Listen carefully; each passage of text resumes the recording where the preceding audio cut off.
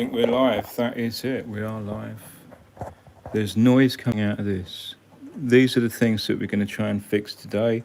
Now, there was someone somewhere on one of the videos somewhere, but YouTube being what it is, don't know who you are, mate, and I wish I could find your comment and find your name so I could say big up. But you asked how this was sounding so fat or something like that. And yeah, so here it is. We're doing the video of how it's plugged in. Well, sometimes it sounds all right, and other times it sounds like a complete bloody mess. So basically what I'm going to do today is go through some of the problems with this, because there are problems. It's not everything's happy. Look, that needs turning on. And I've sorted out one of the problems this morning already. Look at all these lovely pieces in here. Now, I won't have to fit those as I thought I might have had to. That is a power switch for that 303, because I found out a couple of problems. Hello, by the way, good morning. Who wants to look at me? Nobody. Look, there's stuff under there. There's stuff down there. I'm going to run through all this stuff over there as well. Look, I'm going to run through how this is plugged in and give myself a reminder as well, because I can't quite remember. Can't quite remember everything. I'm hoping the sound is all right on this and not fucked up in any way. I'm just on the camera phone, so you're not really going to hear much other than me talking. However, I'm going to run through a couple of things. So here's a sub mixer, and that's what I said in the comment to the geezer that said, hello, how's it sounding so good? And I thought to myself, well, I do struggle with making it sound good, because perception depends on what you're listening through. If you're listening on a phone or your hi-fi or the setup here, I've got Celestian old A1 speakers. These are the compacts, and there's a couple of sub units. I've got the same on the other side down there, as well as the exercise bike. I need to get on that more often. Right, yeah, so where do we begin? So what I said in the comment was I use a couple of sub mixers, and these are pretty cheap. Look, it's just a Yamaha, what's that, a 10 channel mixer. It's 10 channels. So basically this drum machine replaced the Erica Simps that's over on the table over there, because I've done quite a bit of recording with the Erica Simps LXR2, is it? And yeah, so there's not much. Well, without going into it deeper, I'd have to do a lot more programming, and I sort of got bored, so I thought, get one of these TR8S's and we'll have a play around that, because it's got sampling in it as well. Let's turn that on.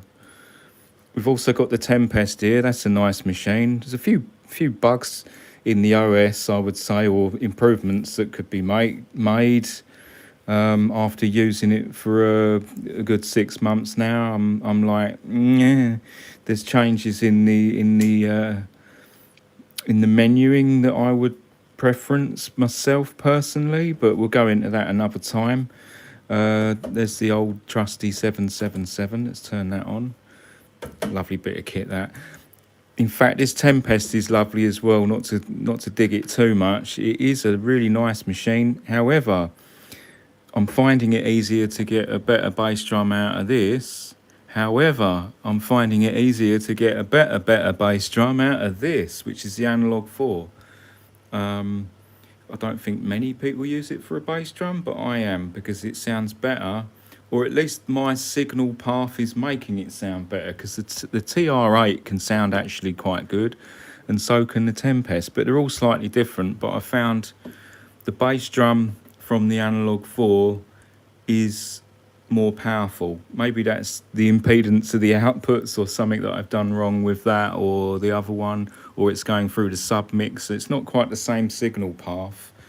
So basically most of these, so this drums and this drums come into this. So from here, if I remember, let's check it. And also there's the Octatrack as well. Let's turn that on. So this Octatrack comes into this mixer as well. You can see I'm just running a mono output from the Octatrack, so very minimal use of the Octatrack there. I may do something extra with that in future, set a few more things up. At the minute I'm just doing some snare drums, claps and the odd hi-hat off of that. So, and there's a bunch bunch of breakbeat samples in there. I need to load more. So basically, this drums though does not, or synthesizer does not come into this. It does not come into this submixer. So basically, the percussion and whatnot from these comes into this submixer and is grouped there.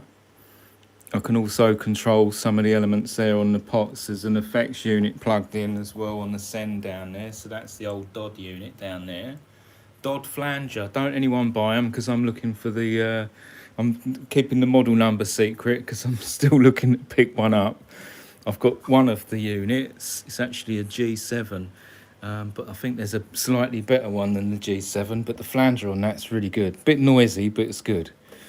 And cheap as well. That's why no one should look on eBay to buy them before I've got one, before anyone else. There's an old Korg A1 unit, so we've got a really old school unit there.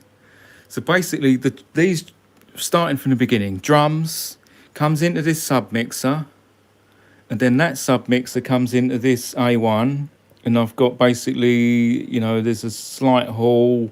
There's an EQ on it, so it's not really running much effects, but I can actually program on program changes if I want, you know, at a later date. All this stuff needs programming. Just that's going to take like a lifetime to do. That one took a couple of days at least. This one's like a lifetime machine as well. This one will take 2 lifetimes to program. And then the A1, like you can run 7 effects on that if you want. So it comes into here, and then I believe I can't quite remember, but if we play something, then I can remind myself. Let's put a slightly different one on. I don't know why this unit, when you turn it on, it's automatically in record mode. Weird, isn't it? Why is it not in pattern mode? You tell me. It's the wisdom of Roland. So let's go to one of the higher patterns here that I've put in. Maybe the last bank and the last couple of patterns there. There we go. So we've got a pattern running. So you can see it comes into this Korg A1. We can bypass that. So it's slightly duller without that. This EQ and whatever that is doing.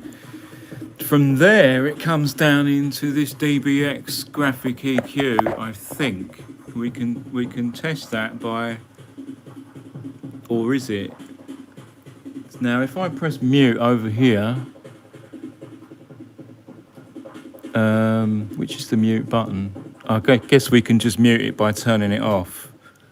See, this DBX unit's got some inputs, so we can look at the input indicator, turn that back on. And then obviously we can see that this lit up, so it must be coming into here, right? I plugged this in a while back. Obviously the other thing we can do is alter the graphic curve, and you can see that I can alter the characteristics of the EQ of the drum bus. So that's that mixer up there. So all them drums going into that, and then into this EQ. Now I think after that it runs into the straight into that L20R, which is the audio interface there. So that is the signal path, I believe. Now I've marked up. This one's 303. I should really mark these as I go, really, so I remember that it's the drum bus. I can't remember what those are doing. There you go, look, so I can change that EQ on the fly and use this as like a filter. So if I want to get creative with that, or just put it bang in the middle, or roll off some of the higher frequencies, I can do that like that. And that's for both, is it for both sides? Although, look, we can't hear that side. Is there a problem then? So we might have found a problem straight away. So something's wrong, isn't it? If we can only hear one side. Are we hearing just the left side?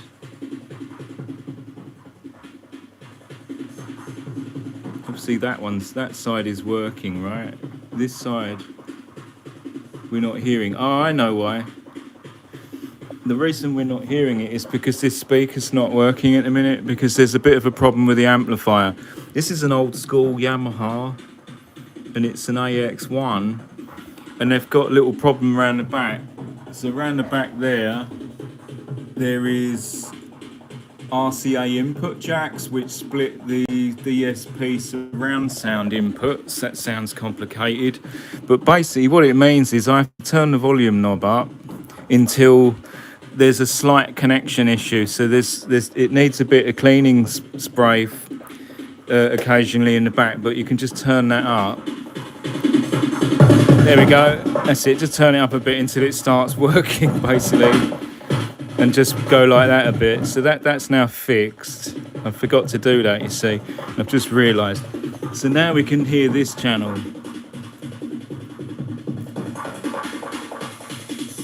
There we go. So we can hear that channel now. So again, I can really go crazy on the EQ there and boost it if I want.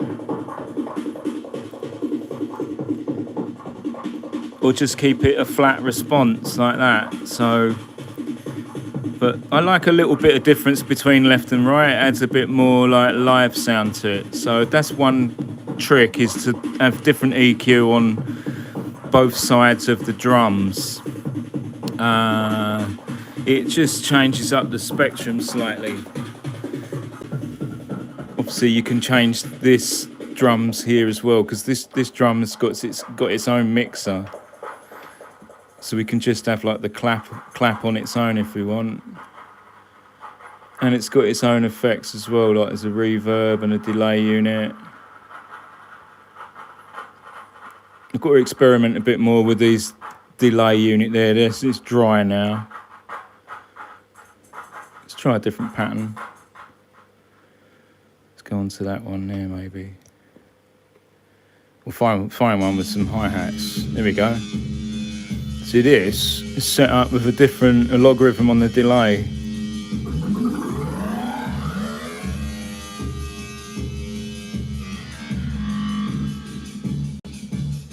Nice. It's good. I'm going to jam some of this stuff a bit later today, but I'll do it when I've logged in using OBS. So check it. See, that pattern is just doing these things, and I can do that as well, I believe. That's set to a flanger. I'm not sure if you can actually hear that at your end.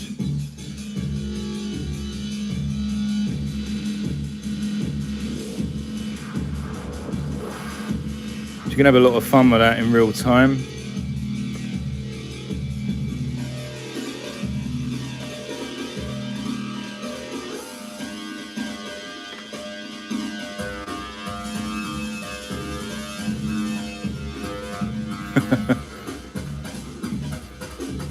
Calm down.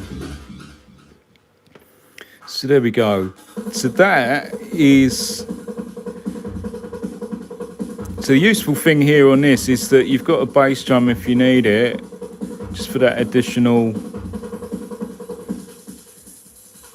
And there's a DJ style filter there as well. But you can pull that bass drum out, and I can also do that for the Tempest. I can pull that bass drum out on that last one that's turned down. This one's not actually playing at the minute, it's turned down. So there you go. So basically the drums, percussion from these is going into that, going into the EQ DBX unit there. And these are good actually, cheap, and you don't know the model number because it's hidden behind that blanking plate. But it's a 2000 and something, or a 200 maybe. I don't know what model number that is, but you can identify that by looking at it. So yeah, pretty useful bit of kit that, and they won't break the bank. Same, these compressors are really good as well. I don't care what anyone says about compressors, but these work really well and they're quite musical. And you can see that they've got like noise gates on them, so it helps get rid of some noise. There's another thing that's happening that I've completely neglected to tell you. So let's go back again, play something, because there's an additional delay unit. If it wasn't enough already, we've got more. So here we go, let's play that one. So there you go, so I've got a pattern going, right? But on here we got a delay unit, which is one of these old line 6 units. So that's dry. And that is nothing. The reason that is nothing because we're on loop sampler at the minute. So if we put this to number 48, now we've got the delay unit working. This one changes the amount of delays, half note, quarter notes. I think I normally run it in that one. So we can get a delay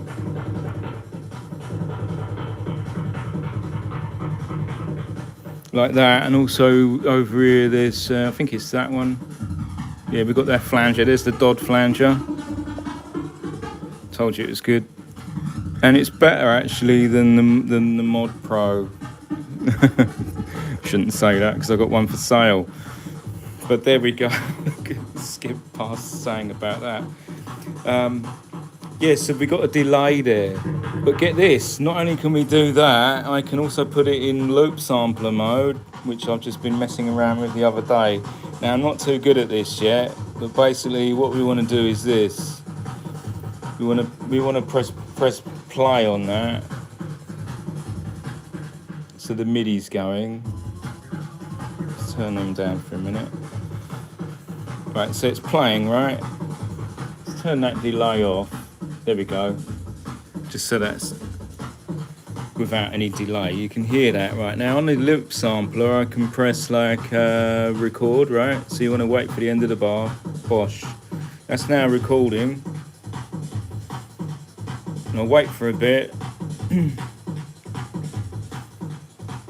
that's it. And now it's playing the mix. Now when I mix this up, as long as I press this button in time with the music, this should mix two things together.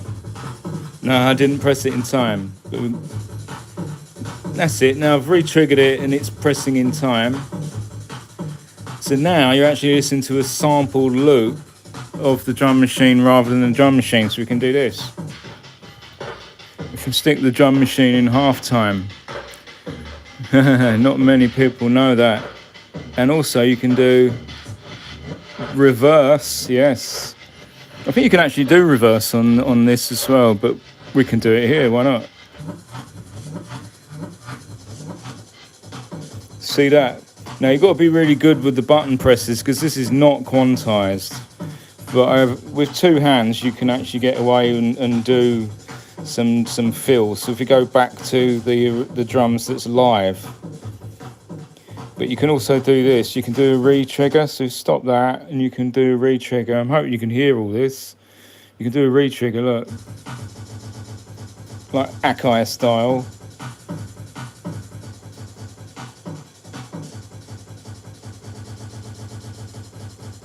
Like that anyway, you're getting bored of that now, I know. But not of that. That's good, right? Not used that yet in a live performance, so we're going to try that maybe soon. Logarithms, look, check it. So you can do with program change again if you wanted. I mean, I could get this Octatrack to send program change to all this shit and actually start the loop sampler as well. That'd be good because it's going to be a lot more accurate than me pressing these. You have to be right on the nail to get this, and trust me, double tapping for reverse is even more challenging than it is to single tap to, you know, start that off. So yeah, that's going to be interesting. So changing, you can actually control the loop sampler using MIDI, program change or keyboard notes to get better timing with the sequencer. So that might be something to do. So on here, let's listen to this. Programs. I was on 48. put the mix control up so you can hear it. Now some of these might need programming in, if you know what I mean, so you know what you're going to get before you get it. But look, classic echoes.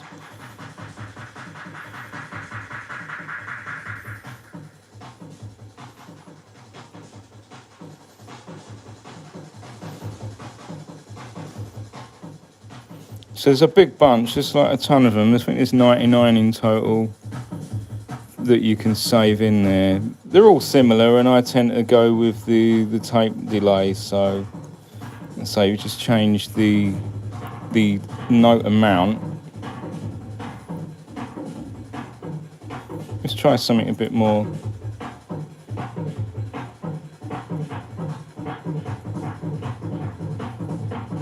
See what I mean? So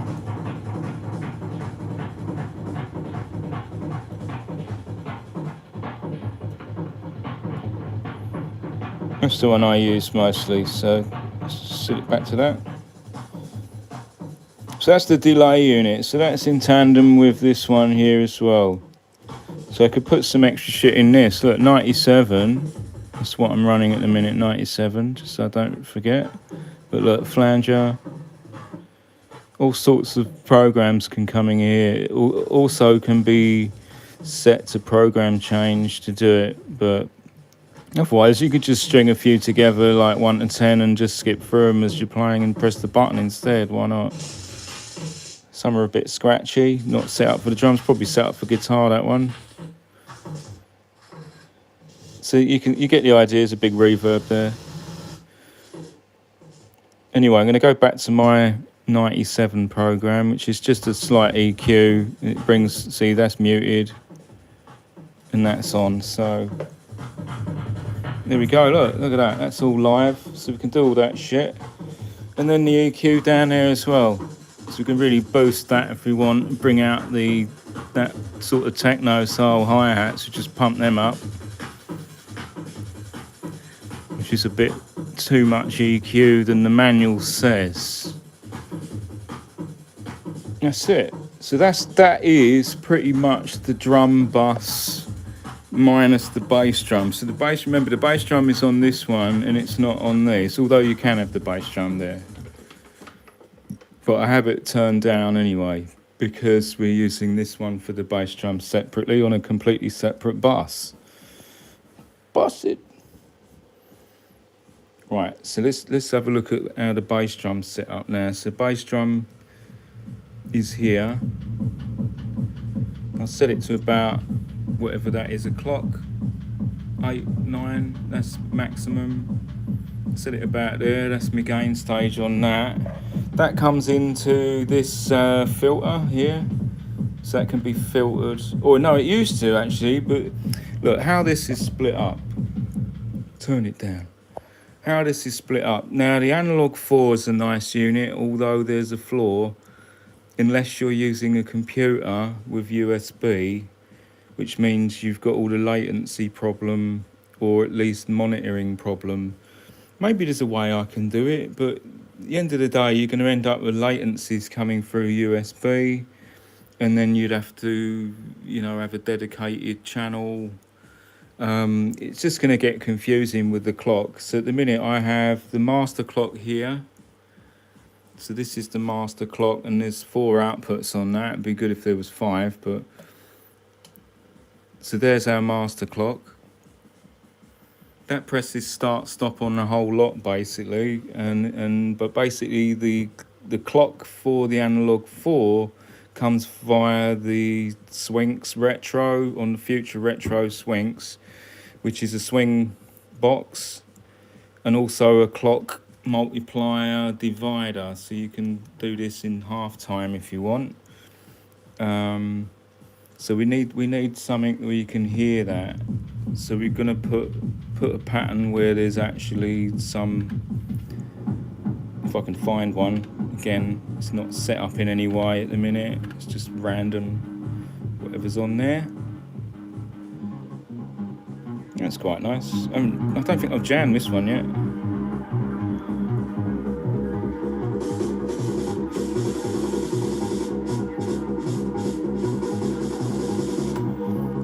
come to the Octatrack in a minute.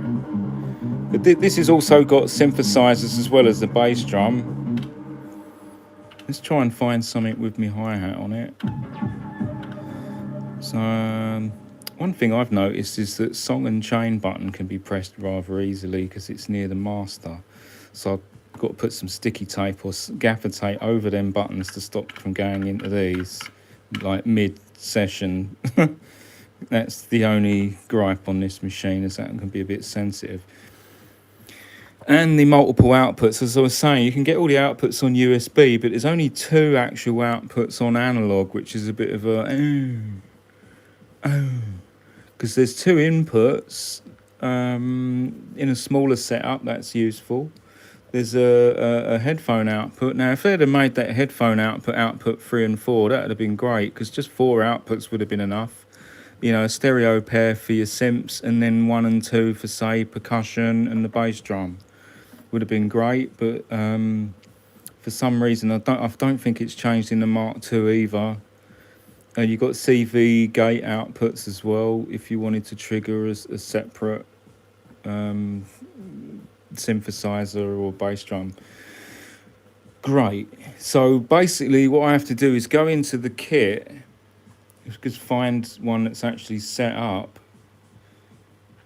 Maybe, let's say I'm not knowing exactly what is on each at the moment. Find one with a hi-hat which is actually set up. Let's see if I can find one. It can be completely the wrong bank.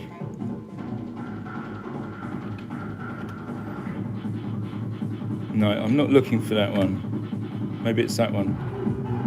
No, it's definitely not that one. No. So say it's a bit difficult with this up-down bollock button thing, to be honest. Pattern selection on these machines is a bit of a... At 90 degrees as well, it can be a bit of a... like remembering where your patterns are, I don't know. See, it would be better if there was a pattern selection just up and down somewhere, you know. They don't seem to have that. You've got to do all this double pressing of buttons and flipping things. It's a bit annoying. I'd rather just have a knob I can turn. Not on the Roland one, you can turn the knob and it will go to the next pattern. It seems a bit of a flaw of these Electron machines that they want you to do double-handed button presses all the time. But here we go. Here's one with a hi-hat. That's what I was looking for. So you can hear we've got a hi-hat on one side and the bass drum on the other. Now the kit is set up hard panned left and right, so the bass drum is on left and or right, whichever one it is. So if I unplug that, you can still hear the hi-hat, right? And that's the bass drum. So it's just the way it's got to be on that, the way I'm using it at least. And that one is your hi-hat, see there. Now the swing box is doing the shuffle. So you can hear there's a bit of shuffle there when I bring that up. That can sound really good. And the hi-hat, I believe, is going through the filter. That's why you can only see one side is lit. There you go, so it's filtering that hi-hat now. And I can sort of muck around with these things. Again, a really quite minimal use for that, but it seems to work all right. There we go. So all that stuff is done live. There's no faking it here. Suck DJs. Right. So that said, that's the dry mix. And if I remember, or I can't quite remember actually, so I think that now comes into the Mackie mixer down here. Or does it? Does it come into here first, the compressors? I can't quite remember. Might do. I must have used these compressors for something. Let's just see if I can determine whether it is or not. That's the output gain. Ah. See, this could be set up a little bit better. So that one, I think, is actually the TR. So I haven't labelled that up yet. See, there's a sticker with no label on it. In fact, is it the Tempest? It's the Tempest, isn't it? Let's see if that is the Tempest. Can't find my knob. Which one was it? That one. Yeah, so that's we've found something out now. Look, that is our drum bus left, and that one's probably drum bus right, although we can't hear it for some reason. I'm gonna have to investigate why that is. I'm gonna come back to that because I want to label this up. I haven't actually got around to you try and remember all this lot. Have a look round the back. There's a lot of wires and to try and remember from week to week. You're just not going to do it. So labelling things is essential. So there's left of the drums at least. So I have to see why on the mixer we don't have the right hand side seeming to be doing anything. So like I said, some of this may not be set up perfectly. And it does need going through with a fine tooth comb. So we're not coming through that. I think that one is the 303 and that one's the Xbox, because I have actually labelled that. So I do believe that the bass drum comes out of there, the hi-hats come out, hi-hat out of there, goes into this filter, and then the kick runs via, because we don't want to miss anything out here, the kick comes out of this unit. I'll turn that down not to confuse things, and then the kick comes I've completely forgotten. So we've got this unit here as well. Now that was doing, which was doing what? Blimey, I've forgotten. So is it this one?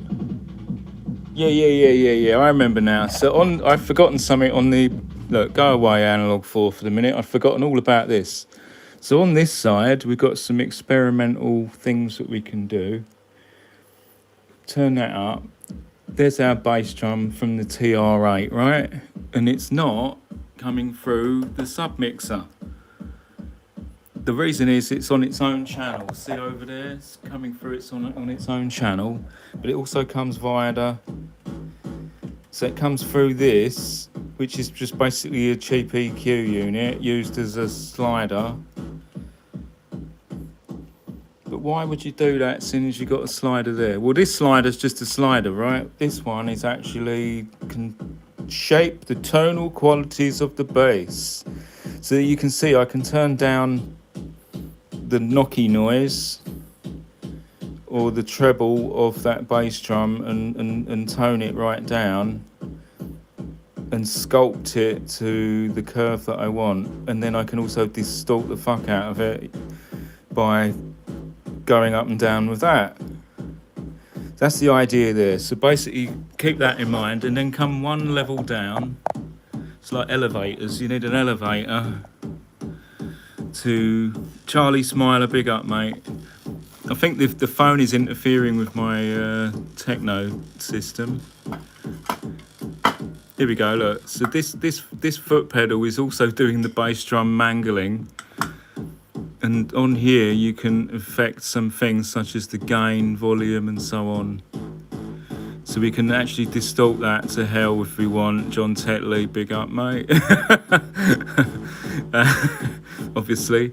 So on the Gabba night, we can just go crazy with that and then make it even worse by doing this. And then obviously the neighbours are going to hate that.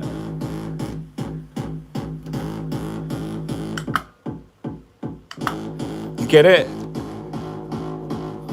And we can also change this foot pedal. You probably can't hear me at this, but you can also change that foot pedal for anything. We could stick a rat there. We could stick some other cheap sort of drive pedals there, or whatever we want to use. At the minute, we got this OS2. Yes.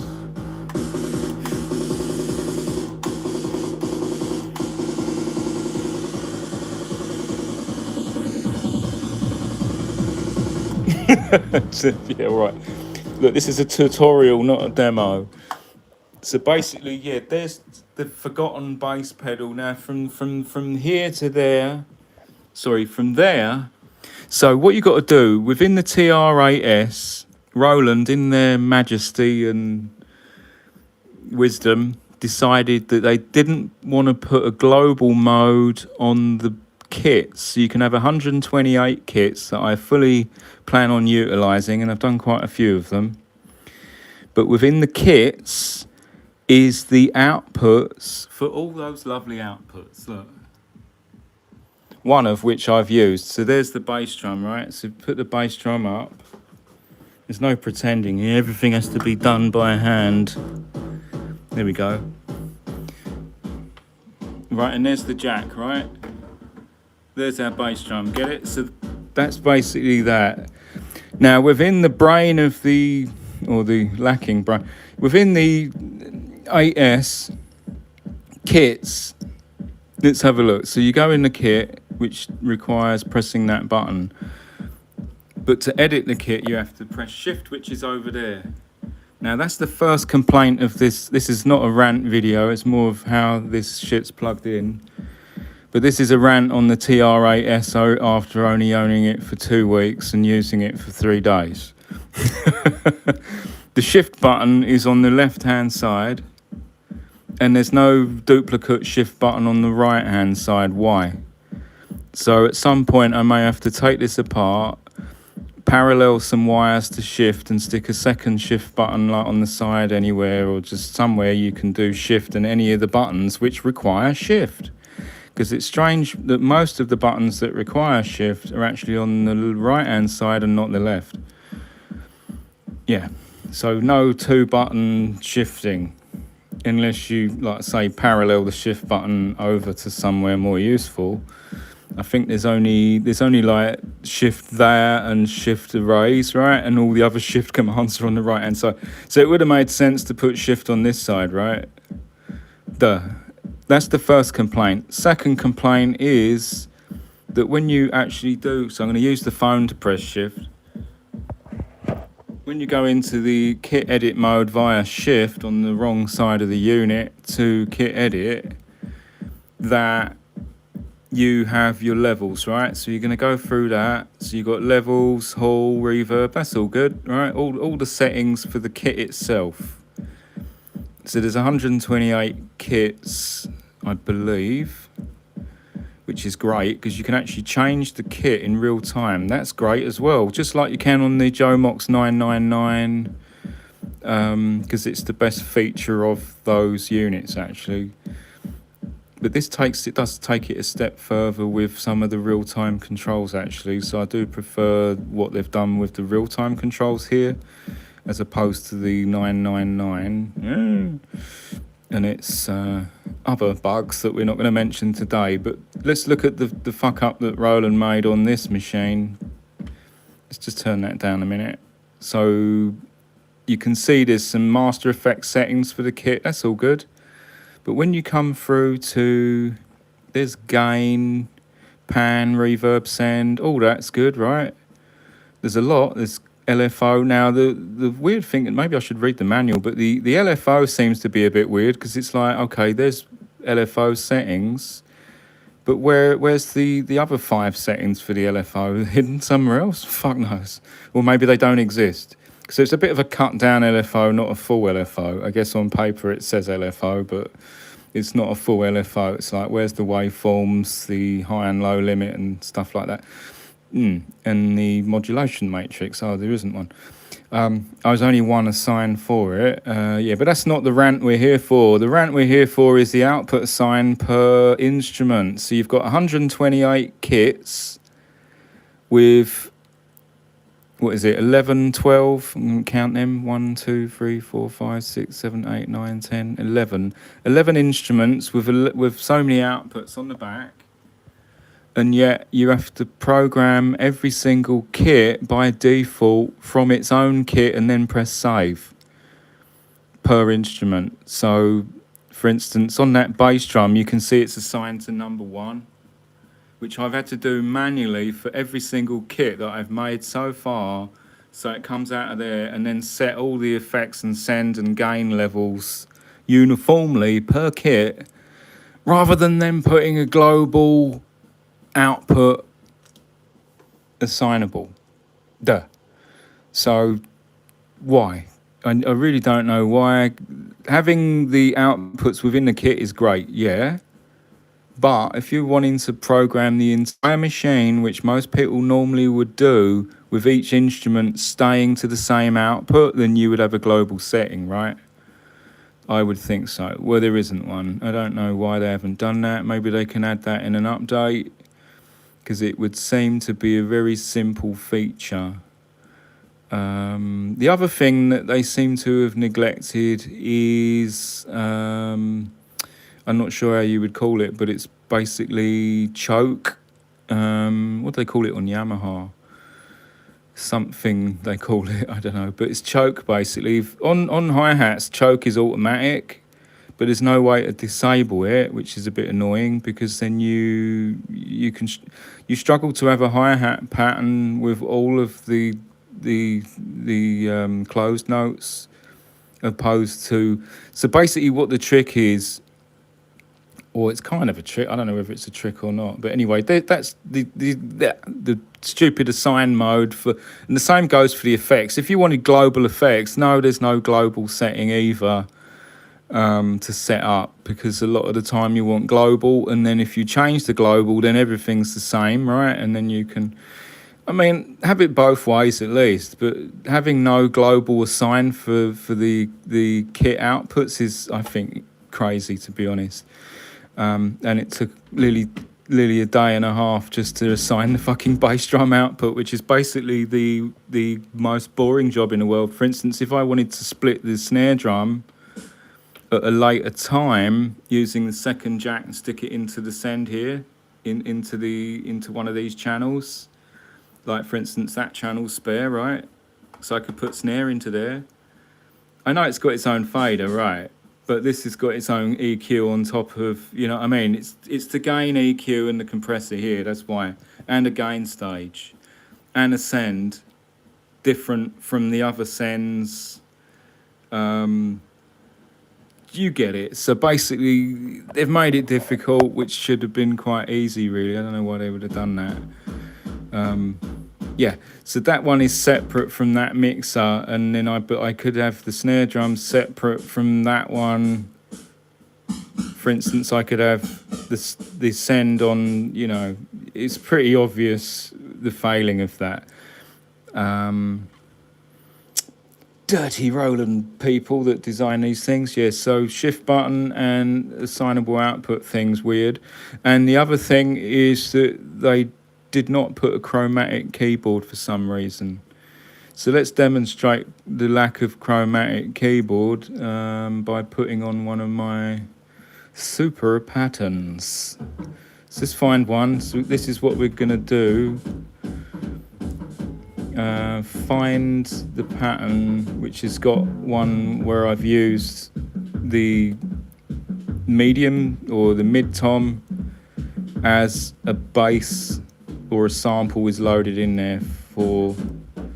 I'll just have to skip through because I have no idea which one has got it on. I've programmed so many of these. There's still a few presets left in here, but I've done a lot of them. But they've not really been play tested or anything yet, so let's see if I can find one. It could be anywhere, to be honest. There's like 8 banks. Oh, this is the kit. So at the minute, you can see I'm switching the kits up, which is quite good, isn't it? So I've got the same rhythm and then changing the kit. So as long as you program decent kits, you can flick between them, which is nice, look.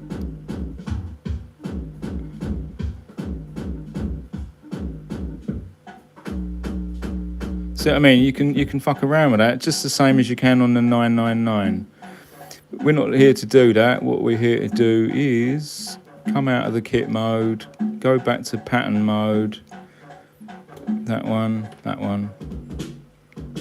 and then find a pattern where I've used MT as a bass or a chord. There we go, there's one. Not that one must have been that one. There we go, so we've got a chord on there. Oh, it's gone. There we go. That's it. That's on that one, right? So you'll notice that the chord note is just the same note, right? So when you program it in, if you look at the go into the MT there and then press on, you can see the notes like 2, 8, 10, just like normal grid mode. There they are. Now you can sort of program in the tuning, but you have to sort of do this thing where you hold the button, alter the tuning, and it's sort of a long-winded thing. You can't play in chromatic like a piano. But what you can do is program those to get the groove. So you got the groove, and then you can change the tuning in real time.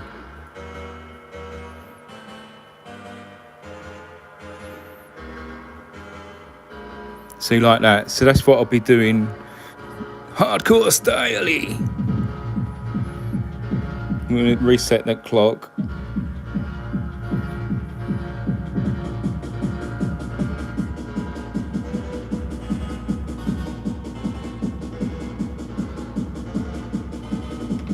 That's it, really.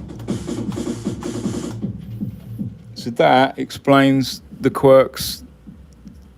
Wouldn't it be nice if they just put a chromatic keyboard, like a keyboard mode for when you want to play bass? Like there's 808 bass in here, yet to be explored. But again, you have to use this sort of stupid knobby business, which is a bit weird. Or the other way you could do it is assign the same sample to all 12 or 11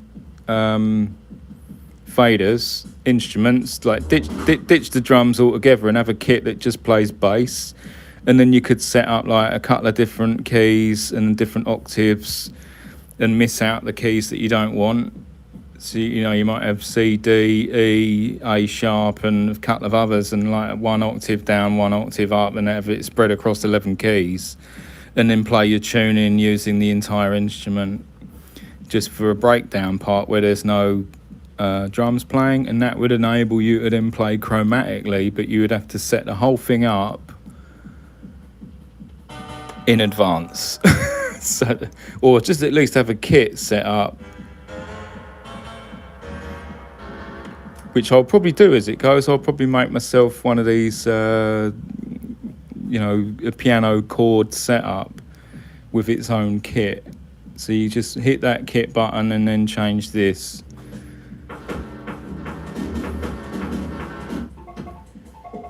So it's the same notes playing the tune there, but with different instruments. So in effect, you could have, if you did have, shut up, Roland. Press stop there. It's the delay unit. So in effect, you could have several kits that are set up for bass. Say one is for 808, one is for the old piano chords, one is for the stabs, some asphasia stabs or something like that, and have similar tunings. So if you remember what you've done your tunings and they're ones that you always use, across 11 notes, then when you change your kits, then you're going to get what you expect when you change it, i.e. the tune stays relatively the same. So that could be a way of using it without having to do the real-time twisting the knob affair. The other thing you can do is, so if you go back to the original one, I might have fucked up here, but so you have to go back to the original kit. That's it there, turn them down. So you've got that tuning knob, right? confirmed, right? So, but in kit, you can do like on MT, you have to go, sorry, not on kit, on instrument. So you hit instrument, and you can see it's got the sample loaded there. Now, what you need to do is go to that's sample selection, so you can actually change the sample. So that may suffice the same kit playing different things, such as an 808, but just like I said a minute ago, but with the kit saved, you don't have to dial it here, but you can still dial it there live. So that's not too bad, is it? On top of that, you can actually do shift over there. So it's a bit of a pig, especially if you're playing that at the same time. So do shift, instrument, and then you're into the instrument tuning of whatever it's assigned to at the time. So that one is basically your semitones. And then if you go there, I don't know why. It's really weird, the layout of this, because basically, look, when you come into your instrument, right, you've got your semitone tuning. It's the first one you come to. But the second one is decay. And the third one is your course tune. Why? You tell me. The other weird thing is if some of the instruments don't share the same parameter, when you switch between them, this menu, like for instance, see it's on, if I go through to, this is another bug in the OS, I think, that I've discovered. I always find bugs. For instance, I come through, it doesn't happen for every single parameter, but for instance, I'm on the effects frequency 77 on the mid tom. If I go to the high tom, you can see it switched to LFO depth. If I switch to the mid tom again, it now says LFO depth. So it's come off the parameter I was on. If I go to CH, so I'll just press that, now it's gone to LFO depth. So for some reason it's gone to LFO depth now for all of them. If I switch that to tuning and press that, they all stay on tuning, right? Right, so that's what you would expect. But if you go on to, say, morph level, and then hit that one, then that one goes to decay, and now they're all on decay, which is really weird, isn't it? See, I find that really inconsistent behavior, and while you're programming, it is a little bit counterproductive. So there's a few quirks like that in the thing that you think, why have they done that? Why, Roland, in all your wisdom? Like the output thing, no globals, stupid menu thing, shift button on one side, no chromatic keyboard. Yeah. And non-velocity pads, although they did provide one. A bit like the RS7000, they provided two, I think, on that, but they were never that good. But this one's actually all right. But again, I would have liked to have seen the chromatic keyboard mode, and because that's fun, especially when you can, like, drum machine style, press record, it's looping round, hit the keys, delete a few out, keep going, that kind of thing. Bit like an Electribe, bit like a Korg Electribe from year 2000, Roland. No one's learning. Or an RS7000 from 1998. Or 6, was it? I don't know. Octatrack's got a few weirdnesses as well, but you've got to sort of forgive it because there's so much more built into the sampling section. Sampling section in this is very, very simple. There's not a great deal you can do, although it's all right for playing a stab. So that's all right. Anyway, we're going to move on from ranting about the TR8's shortcomings. The shift button can be overcome, but the internal shenanigans of global settings, maybe they can fix in an update at some point. Dumb. But then they all make dumb things. There's a dumb thing in the Tempest as well. It's mainly to do with the save load button here. So when you go into save load, I spend more time ranting about stupid button things than I do making music. Look, save load, and then you're in the save load browser. So you select your load or save, But for instance, if you press save, which is quite more dangerous, right? Then loading, it's not like really a problem.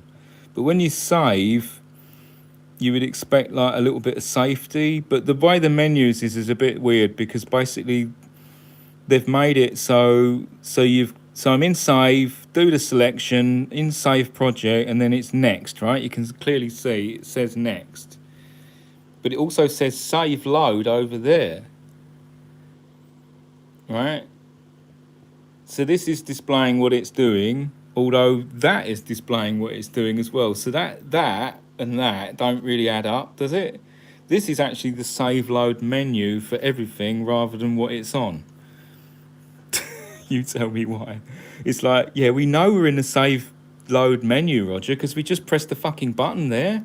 So basically that is lit up saying we're in save load, and that says save load. But would it say, look, see what I mean? It doesn't make sense. We're in system and it says system. And the reason that doesn't make sense is when you go into save load, select your Dubry, so save load project, and then press next.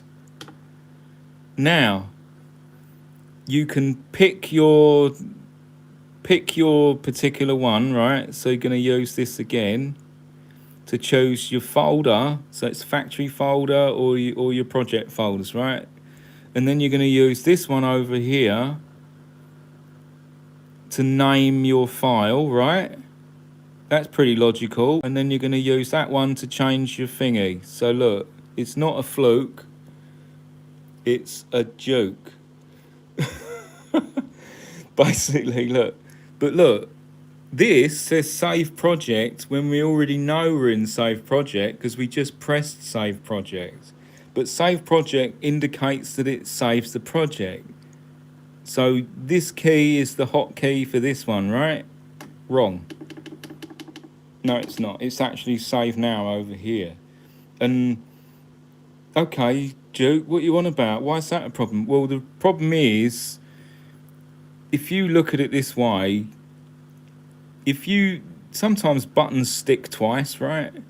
So if you'd have done something and you want to name it something differently so you don't save over the same project and you double press this key by mistake, then you just wiped out your old project.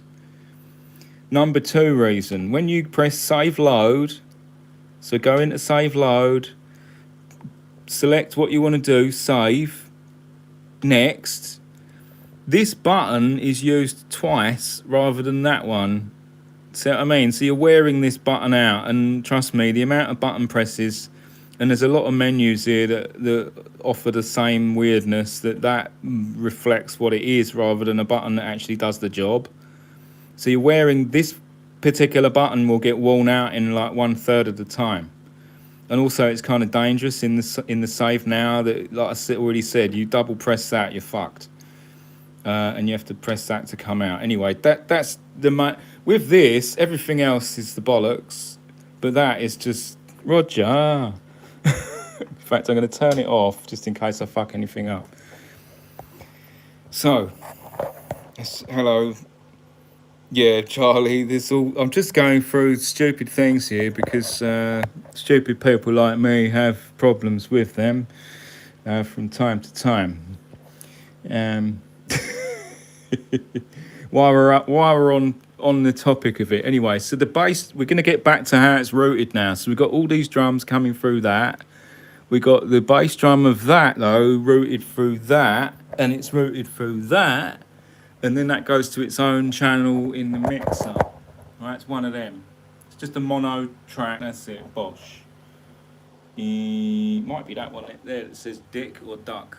Is it Dick? I can't remember. I'll have to name some of these things up. I've got my pen to do that in a minute. Right, so we know how our bass drum goes, but that's the bass drum purely from this one. We know how our percussion and shit goes because that comes through the submixer. And that also comes through the delay and the EQ down there, and then into the 2 channels there.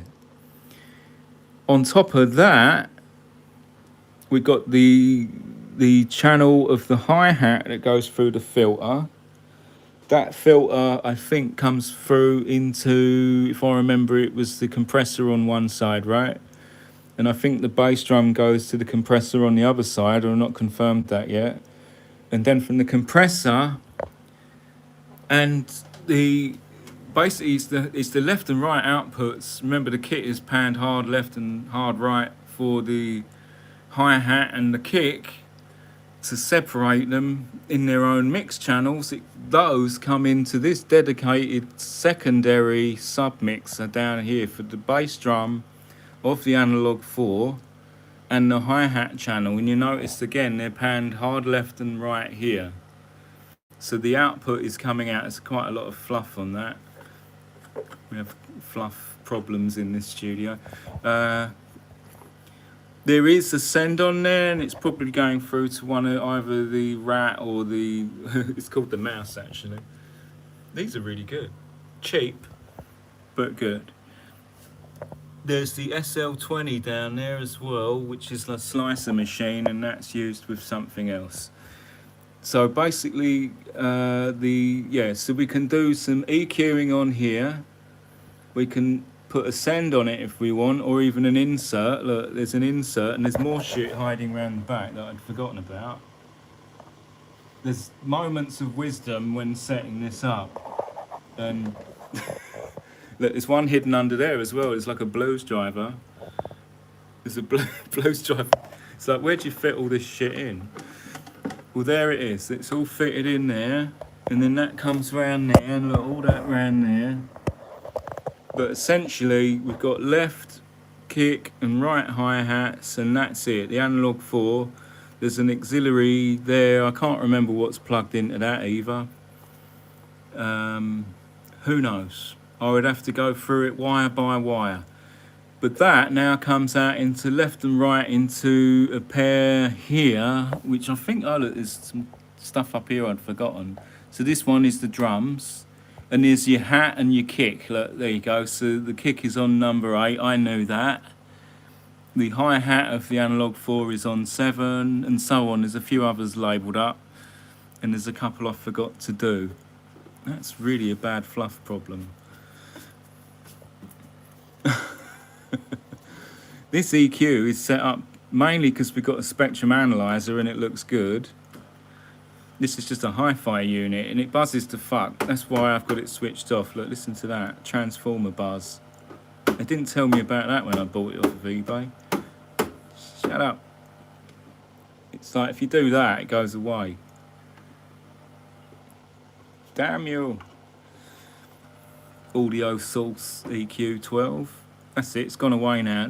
This is plugged in as... it's not what you think actually, but this is plugged in for the 777 acid box send. It's not plugged in for the main signal. The main signal of the 777 comes into its own channel here, and then there's a send coming out on one of these sends, I couldn't tell you which, and that send comes to the digitone, which is there, input, which means when we use the delay unit on the input, which they did put a global mode on Electron, not at launch, but after a lot of people like me moaned about it in the forum, they added a global mode for the analog inputs via the, you've got a delay reverb stage there. Delay, reverb, chorus, and analog inputs that come into the unit and then come out of the two outputs. That then comes into this other second submixer, third submixer, to be mixed into its own. This is like the synth channel. So there's a 303 there, and then there's a second 303 behind, and then there's a third 303 behind, but that's got its own channel. And then there's the 777 303, which that has its own channel. And then there's the Digitone Effects Send, which is feeding that 777. And also the Prophecy keyboard comes into that as well when I need that. I want to fuck around on that as well. So there's like basically effectively we got one for the bass drum, one for some synths, and there's the one behind me which is like a drum bus. So yeah, basically set out into 3 main buses and plus a few separate inputs as well, and that's it really. This mixer here, this is another Mackie. These are not bad as it goes. This is a Mackie 802V. I couldn't tell you what it is, but that's what it is. There's 2 of them identical. They're not in perfect nick. One of them's got the gain, seems to have broken on that one, but I'm not using the gain on there, so that's good. But basically, these are all right. They're low cost and they're pretty low noise. Analog mixer, quite compact, and they're great as sub mixers.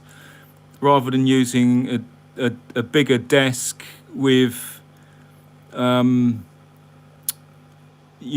groups, you'd need a like 16 into 4, if you know what I mean, or a 16 into 6, or a 24 into 8. Do you know what I mean? So I've got 3 sub mixers, and that gives us, I think there's 8 on them and 10 on the other one, so it's like 18 plus 8. What's 18 plus 8?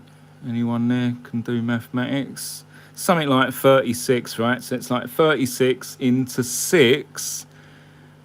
And then this submixer has the benefit of coming into this Rain quad compressor, which is side chain to the kick on this one. Also could probably need a little bit of tweaking to set up, but it's roughly set up correctly.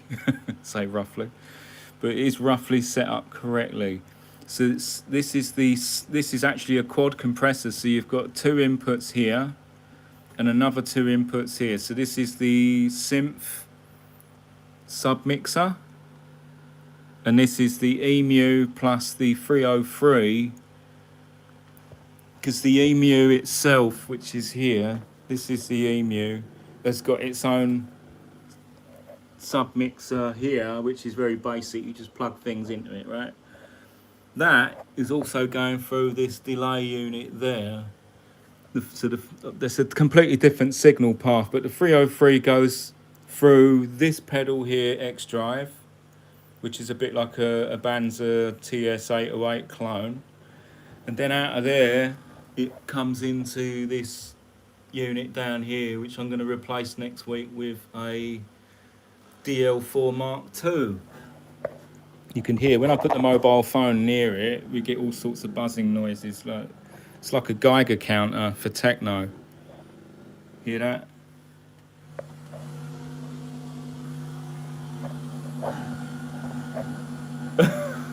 There's definitely radiation inside that. I'm going to turn that back down again. Yeah, Charlie, there's plenty of bugs in your software and shit. Computers are worse for it. Trust me, you could spend all day installing VSTs. I've paid for many of my softwares, trust me. Right, enough about computers anyway, because they're a bit, sometimes at least. So yeah, what I found is this is a good unit, this Cerebus Nux. Especially if you want to isolate, it's got 2 inputs, you can split this out, so there's actually something plugged into the drive which is independent from the delay and reverb. There it goes again, the old Geiger counter's split in. But what I found on this unit, although it's probably good for guitarists that have got happy feet, my feet are not that happy at the minute, and the controls are quite minimal for the delay unit itself. So you've got like a level, repeats and decay here. I guess everything's there. It's just that I'm getting a little bit like, I don't know. I like the DL4 and I've got the analog or digital analog version of the original one in the other room, but basically they've made a Mark II, and the Mark II has got hands-on controls. It's got MIDI clock. This has got MIDI clock as well, motherfucker. It's a MIDI clock sync, although if you move certain knobs, it can fuck it all up. And that's the main reason this one is going to be replaced by the DL4 Mark II, which is in the post. and the courier says Monday. This one I'll just put another distortion unit rather than the drive unit that's there. It will have MIDI on the DL4, and the controls are a bit more hands-on for the delay unit, and also reverb. This has reverb as well, see? And it can sound good. This sounds good, but I'm just fancying a change with the DL4. And the other thing the DL4 can do over this is a looper with halftime and reverse. Yes. Now I might plug it in slightly differently, so having the looper after the Morpheus rather than before it feeding in. I might have it the other way around. So this is a sub mixer here with up to 4 inputs. See, notice when they're plugged in, when they're not plugged in all the way, it becomes a sub mixer. So that's why it says 303 in, and it actually goes through to that rain, which is side chained on the kick there, remember? So basically we can do side chaining of pads on the Morpheus synth. At the same time, the 303 is coming into the sub input there, and then going through the effects unit. At the minute it's the other way around. The 303 is coming into here, and this comes out dry with the wet signal of that. I'll do it the other way around though, I think, because I can, and it would make more sense, because then we can play strings and synth pads from the Morpheus backwards or in halftime with everything else at the same time. So yeah, that's going to be good, and have an infinite delay, because we can just turn up the DL4 is very similar to this Echo Pro Line 6 unit here that we've got on that. So basically that is MIDI synced as well, by the way.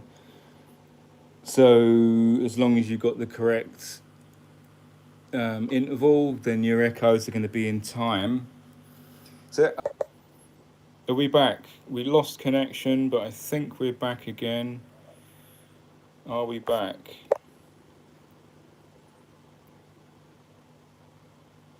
I think we're back. I'm going to continue from, yeah, I can see it ticking. We're back. So green peas, mushy peas. Someone said a shout out to the mushy pea crew somewhere. I'm not sure if I remembered saying that already, but yeah, big up. Yeah, so looking forward to the DL4 to replace the Nux. And I'll sell the Nux. They're a similar value actually, so I'm not gonna. It's like a side grade, and should give added potential. We see the reverse and halftime on this unit again. It's a bit like a. It's a Mod Pro in a smaller box, but with a reverb. This doesn't have a reverb. So the potential is the DL4 Mark II better than the Mod Pro rack unit? But how are we going to fit another second DL4 here instead of that? Do you get what I mean? It's sort of like, how much reverb do we need though? This has got its own reverb unit. There's loads of reverb, so it's not really needed for that drum bus, right? Plus this does do its own reverse.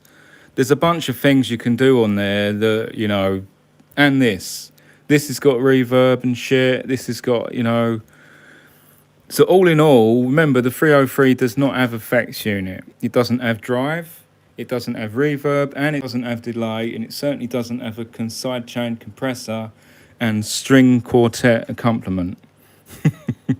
You can press the demo button here, look. If you can remember the buttons. Yeah, that's it. Look, D badge, and I still know where the buttons are on that. Turn that up, you can hear the demo.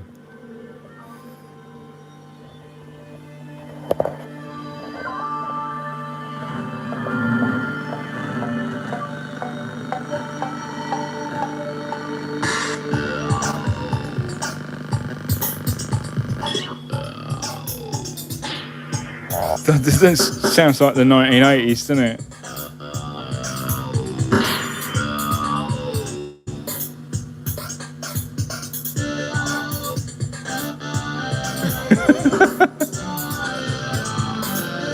Wait for the cliched ending.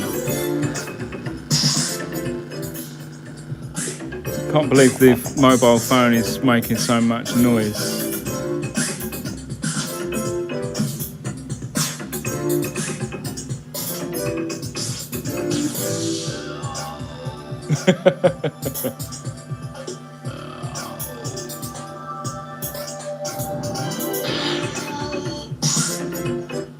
That's the Morpheus built-in tune.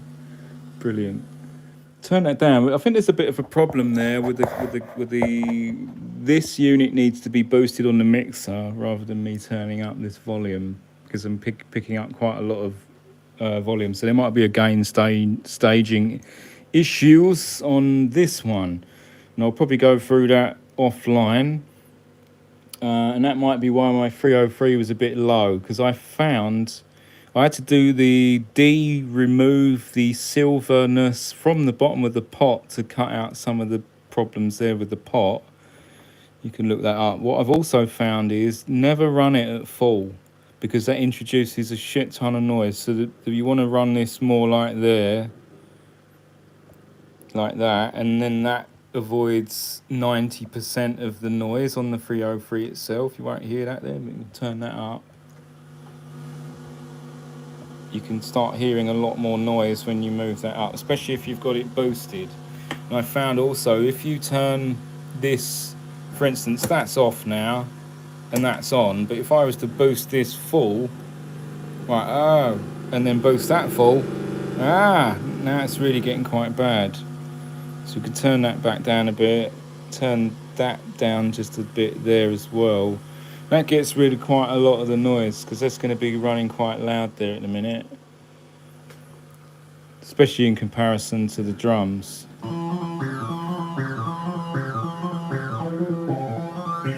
Still, that can be improved. See, that drums is a lot louder than that 303. So that needs improving. I need to check my gain staging, but it's not at this point. Here and there is perfect. Then I need to check the compressor, and I also need to check this unit down here, and just that whole signal path for that needs to be improved on, because I have struggled with volume here without the amount of noise. As you can see, there's not a great deal of noise there at the minute, but I'm still getting quite a lot of noise through the amplifier. I'm not sure you can hear that. That's mostly mobile phone. Stop it. That's unavoidable, but you can hear there's a bit of hiss. You're going to get, with this amount of stuff plugged in, there's always all this sort of transformer buzz and shit, but I'm on like minus 25 on the amp there. That would rock the house. Normally when I'm monitoring, I would play this at minus 40.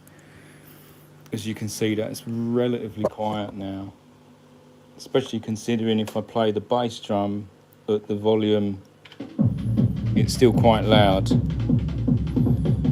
So it's definitely not perfect by a long shot, but still the noise floor's at least 40 dB less than that bass drum. So there can be improvements made here. So it's not perfect by a long shot. And I have to go through and isolate and see what's making the noise at the end of the day.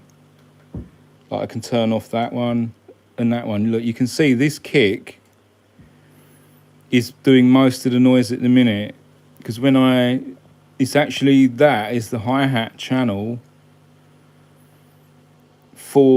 because it used to be the kick, but it's not, because remember I split that out differently. It's actually the hi-hat, and that hi-hat is that the same one? Is it there? No, that's remember that is the bass drum for the Roland. That is coming down to this mixer here. So I might have a transformer issue down there, maybe, but like I say, these things can be improved.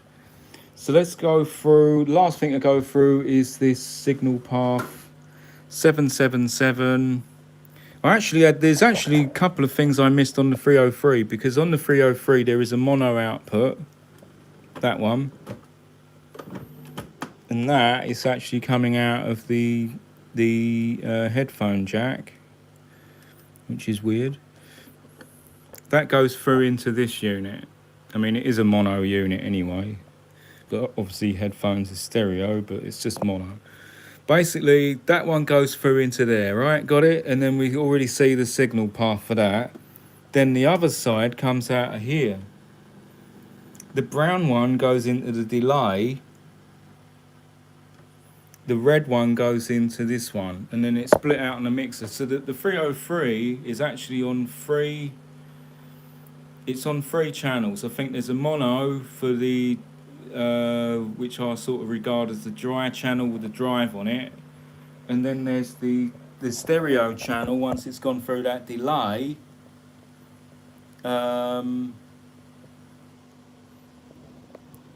Yeah, I'm just thinking ahead now. It might be difficult for me to... I'll have to think of a way of getting the stereo... In fact, I can do that. I can bring the output of this into the Morpheus, which is going to feed the other unit. Anyway, I'm not talking about that now. What we're trying to figure out is how that... I've just lost it. There's too many wires, leads, buttons and flashing lights. That's all there is to it. It's just far too many to go through. Basically, I've got, look, there's another lot under here, look, they're hiding, and that's why they're often forgotten.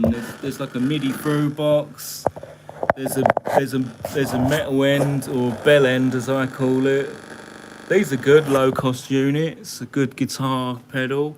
There's a Krakatoa warmer, another TS-808 clone. And I believe that 303 right side and left side come through into that, and then the mono side comes through into that. So there's up to 3, or was it going through? Yeah, get it right. This one is on the 303, and I believe that one is, or was it that one? So it could have been any one of 3 units. Take your pick. Like I say, when you set this up many moons ago, it's quite easy to forget, and often they're like fire and forget settings. Some of them I actually use live, others are just set because it's a preset amount that I want. But effectively, there's this 303 that's got a couple of effects units. There's a couple, there's effects units hidden all over the place. I don't know what any of it does. I have to trace through, just like anyone else would. I'm going to mark up some of these today so I remember what they're doing, and then I'll just get back to programming some beats and stuff. That'd be good. Put some things in here. I think this is improved today because I've managed to lower the noise just from altering that slightly, turning that one down a little bit. It's scientific, isn't it? There's quite a lot of noise on that kick. So as you can see, when I turn that one off, this one does need, it's labelled kick, but it's not the kick. When I turn that drum bus on, there's no noise, which is good. Because look, I can turn that amp right up and I can hardly hear a scratch. So basically, is there any sound at the minute? Yes, there is sound, because that is on, right? So that's clean, or clean enough.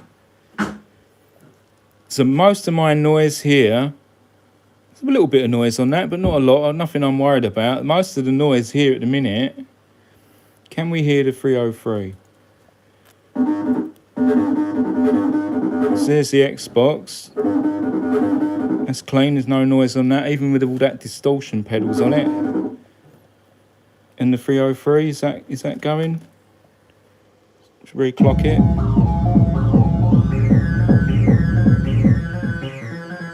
So you can hear there's the bass drum. That's clean. There's no noise on that. We could get a bit more gain on that 303, but it's not too bad. So there's not a great deal of noise on there. I'm happy about that.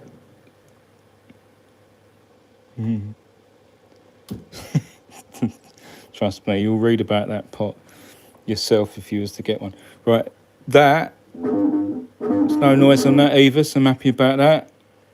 Is there any noise on that? You have to turn that on to find out. There's no noise on that. This is what I wanted to prove through earlier. There's no noise on any of that. So all of my noise at the minute is coming from this. So let's find out. Is it something that I've got over here turned up? So if I turn the hats down, it's not that one. So it must be the kick, right? No, it's not that one either. Is it this? No, it's not that either. So what is it? Is it channel 6? Yes, it's channel 6. So what is channel 6? What is channel 6? You tell me. Is it? It can't be the bass drum, because the bass drum, that's turned up. Press channel 6 pad. No, it's not channel 6. So it's definitely, is it the hi-hat? So that's the hi-hat with a filter on it. Yeah, it's the hi-hat channel. So I wonder why. The compressor's turned down. The signal is a bit low there.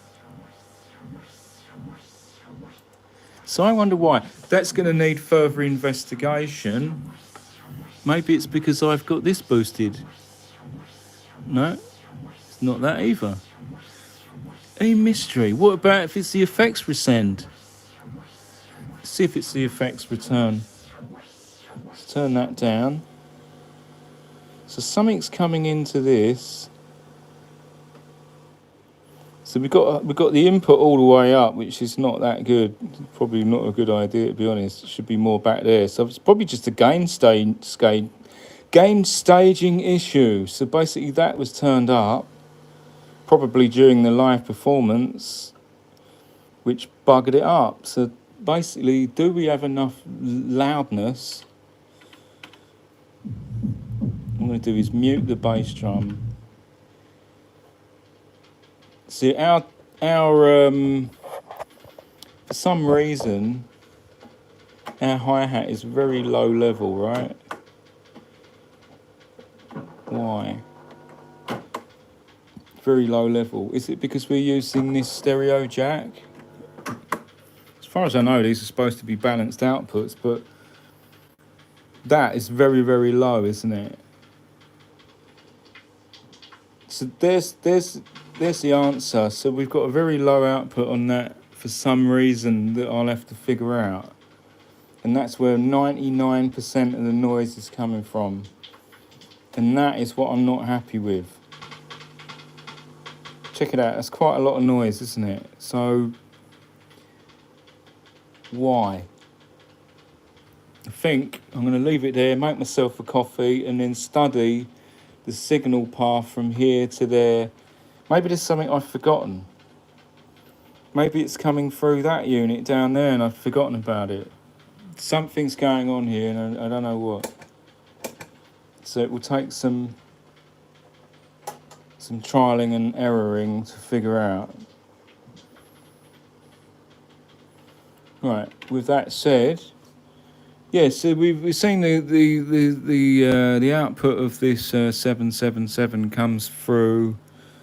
It comes through to the channel here, and it's also basically just fed into the mixer. It may actually go through one of the foot pedals behind there, but essentially the send on the mixer, because this has got up to 4 sends. In fact, there's 6 sends. Look, 1, 2, 3, 4, 5, 6 sends on this one. One of the sends is doing the send into this to get extra effects for that one. And that's it really. I think we've gone through everything now. So there's the slicer down there, that's on a send as well, and I think the mouse there and the distortions are on this send. So maybe one of those two is creating a problem. Maybe if I turn that one off, maybe that gets rid of the noise. Turn that up. Let's see if that makes any difference. No, so it's not those. The mystery continues, but it'll have to continue after I've had a cup of coffee. That is a bit loud to have that input though, actually, so maybe that's a little bit high. But I say the signal coming in seems quite awfully low. awfully low. So basically, I'm going to figure out why. Maybe it's just turned down in the kit. Could be. Anyway, we'll find out soon. Is it a dodgy earth? No, I don't think it's an earth there, mate. Swap the mains plug to reduce noise. Yeah, the how this is hooked up is via the monstrosity of power leads down in the corner here. I say this is not perfect by any means. The ring main in this house is not great, although we've got most of the power run from this one socket on one side of the ring main. If the computer is running, we run an optical output through to the Yamaha, which isolates any problems. See, if I switch it, this is on an analog input at the minute, so you're going to get a little bit of buzz. But when I come through to the digital input from the TOS link, it's called a TOS link. In turning that up, you can see that's clean as a whistle. So any audio coming from the computer is completely isolated, but I have to tolerate a little bit of noise when I'm on the analog input there. Still, it's not too bad. And remember, most of that noise is in fact the one channel that we're trying to figure out. As you can see, minus 20, I'd never run it that loud, and like I say, normal monitoring would be minus 40 at the loudest really, because that gets the speakers driving, and if I was just relaxing in the evening, I'd probably run it down to minus even 50 or 60, you know, a good 10 or 15 dB down more. So the noise floor's not bad actually with that switched off.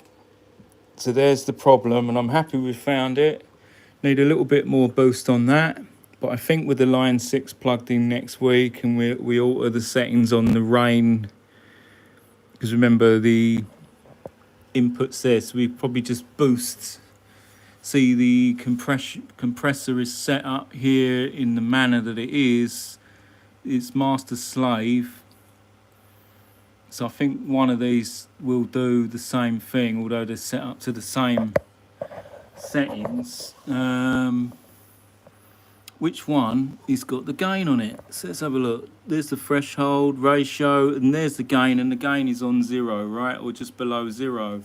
In fact, it should be there really. It's got tweaked down a bit. So I'm going to go, if I go plus 3 dB on both of them, just so it's, you know, a reference if one is to get switched over by mistake. That will give me that extra couple of dB that I was looking for on that 303. And there's a mono, I believe there's a mono on here as well somewhere.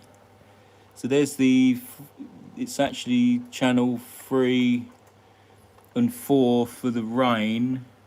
But I think there's another 303 mono on here as well. There it is. It's on number 12, 303.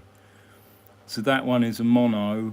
And you can see that compressor is turned fully up, which means my recording signal won't get damaged because that compressor's not recorded in. But I can turn the gain just a gnat's cock up, and that should just give me a little bit boost to the 303 without creating too much more noise. So let's check that.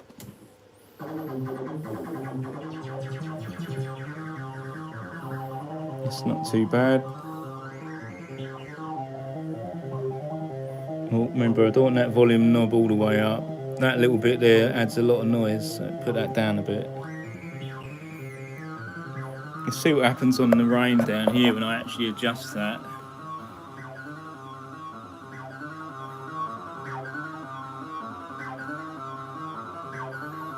See, that one is not doing nothing because it's on slave mode.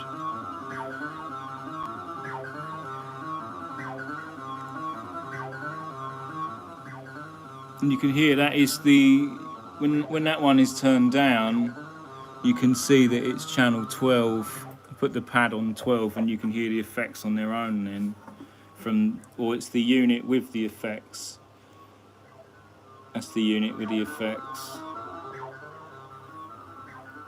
So it actually could probably do with a bit of a boost up on that unit with the effects as well, because you wouldn't really want to run this round to like all the way round to there. I would probably run it there +6,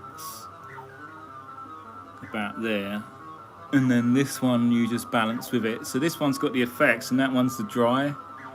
It just, that gives me a bit more. Let's turn that compressor down. So you don't want to run it like that peaking. You don't want to peak it, but I actually want it a bit louder in the mix, so I just turn that compressor up. That's about right, I think. And obviously there's the mixer itself, which is on the blessed iPad.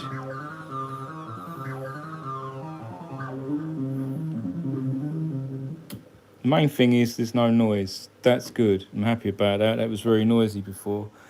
So down on this unit, you could do with a bit of a boost up, but that's going out the door anyway on Monday, and replace that with the DL4 Mark II, yeah. Hooray. And I think that's got a bit more of a boost on, you know, there's a bit more boost on it. This one's not a particularly loud unit, although I could probably tweak this, because you've got various different things on the back.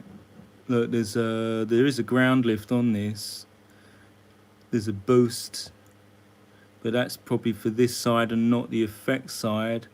You've also got a -10 setting here. Look, so there's a that should probably make it louder going to that one. Let's try that. We might actually get more level out of that now, maybe.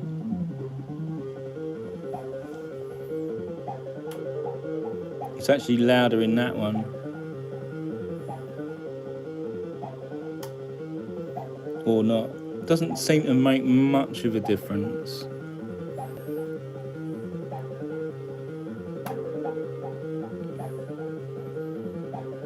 I can't really tell much difference, to be honest.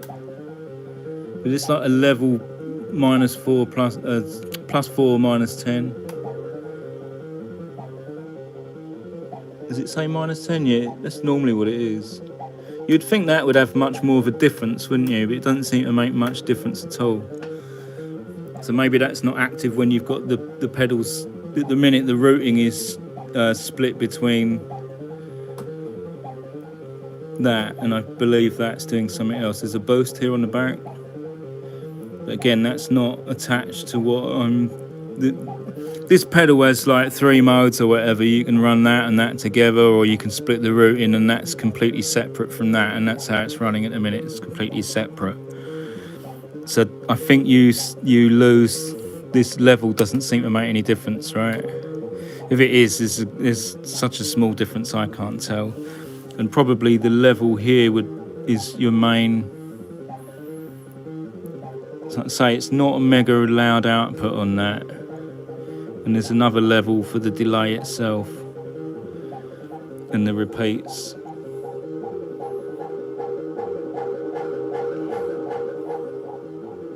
So that does that.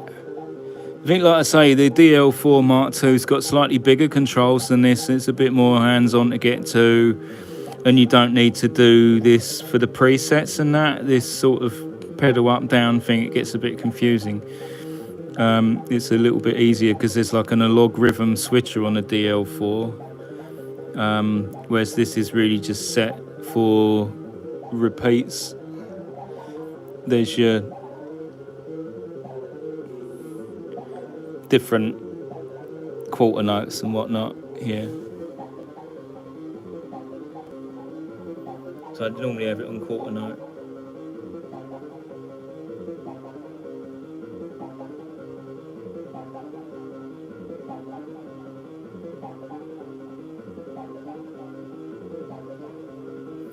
See, this is hit and miss. The delay can be a little bit... See, I'm like down here like studying it, and I'm not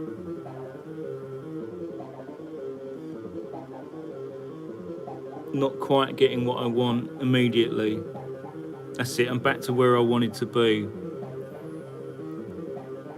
which is some kind of echo in time with itself.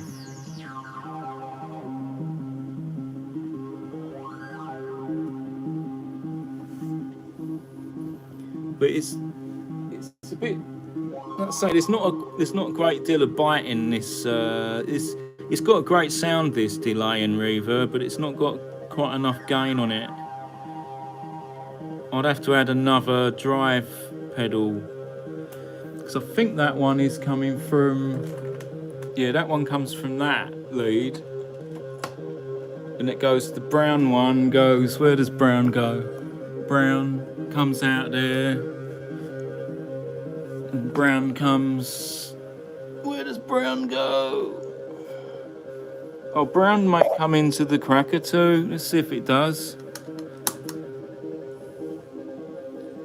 What I need to do is turn down the dry one on here. Just hit the pad. That's number 12. Just because I can't. It's the dry one is actually drowning out all the echo.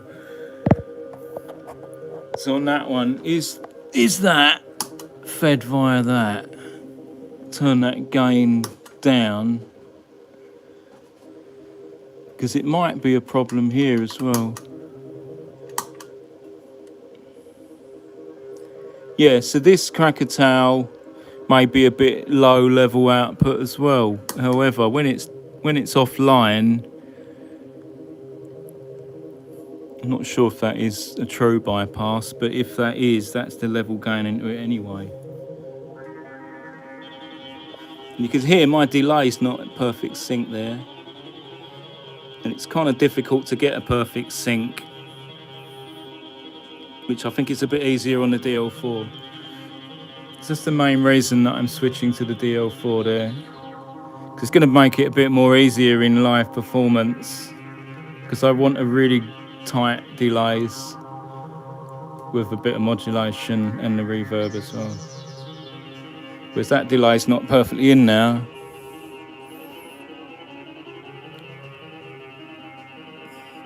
Even though it's MIDI clock synced. There we go, then that's in. But it seems to run out a bit, doesn't it? So that it's like in and then it's not in. Now it's in. Right, it's in perfect timing there. So it's like picking up the clock a bit after it's done, like sort of thing.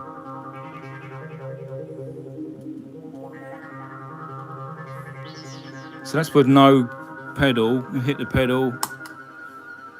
And the level does drop quite a lot, even with the gain on full. So let's see if we can set this pedal up to get actually a bit more gain out of it. Because if you can visibly hear, it's actually louder with it off. So if I lower it a bit, try. There's a setting there. Look, this knob here may be the culprit for their low delay level. Whereas that one, the top one is gain.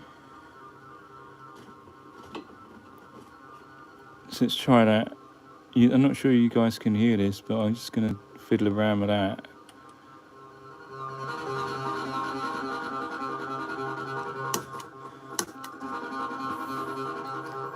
I know this is a bit of a weird setup with this pedal. That's gain. And this one is volume, maybe, yeah? I think I've got the sticker over it, so you can't tell what it is anymore. See, now it's distorting the input.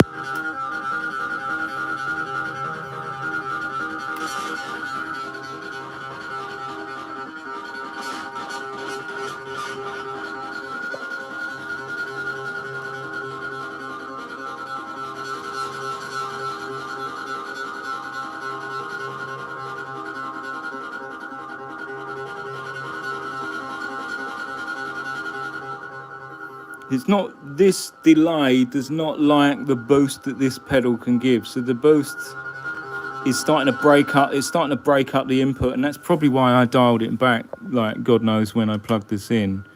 So it doesn't matter what setting I have this on.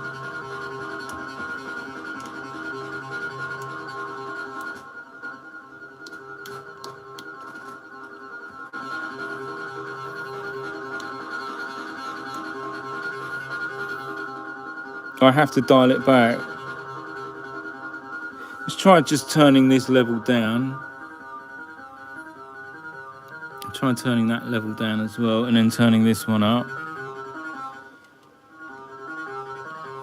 Right, now it's not distorting, right? And you can hear that it's reasonably pleasant.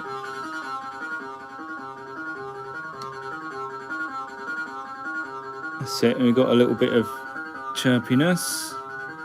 But when I turn up this,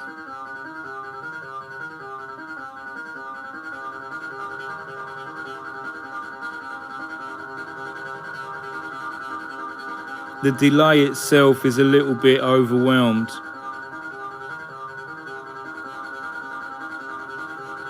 Do you get me? So that is a problem with this unit and the 303, at least with the boost pedal, because you're gonna have to set back that gain, which is the input gain.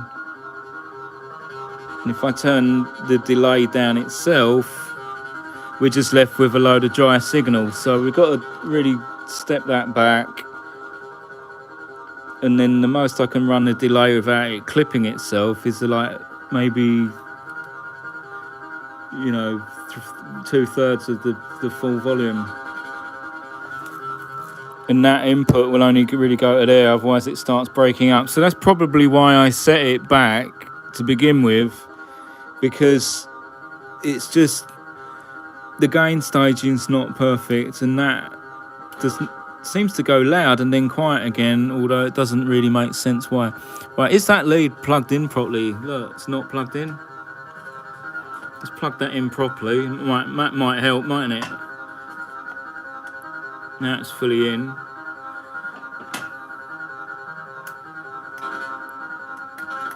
Strange that does that. It might be, like I say, a routing problem. And that's about as loud as I can get that delay.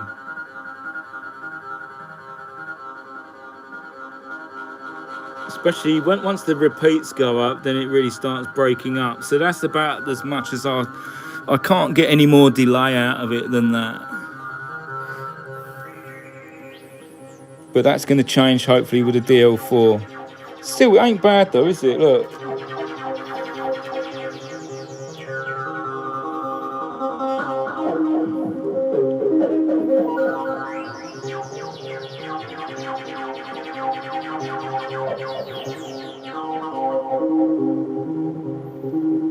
But I can hear quite a lot of noise, so that's one of the reasons.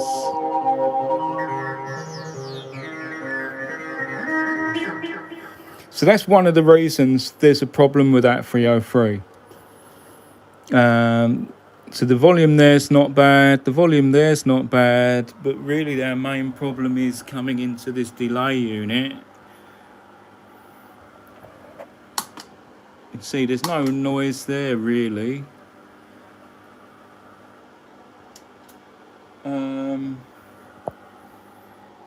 Is it this?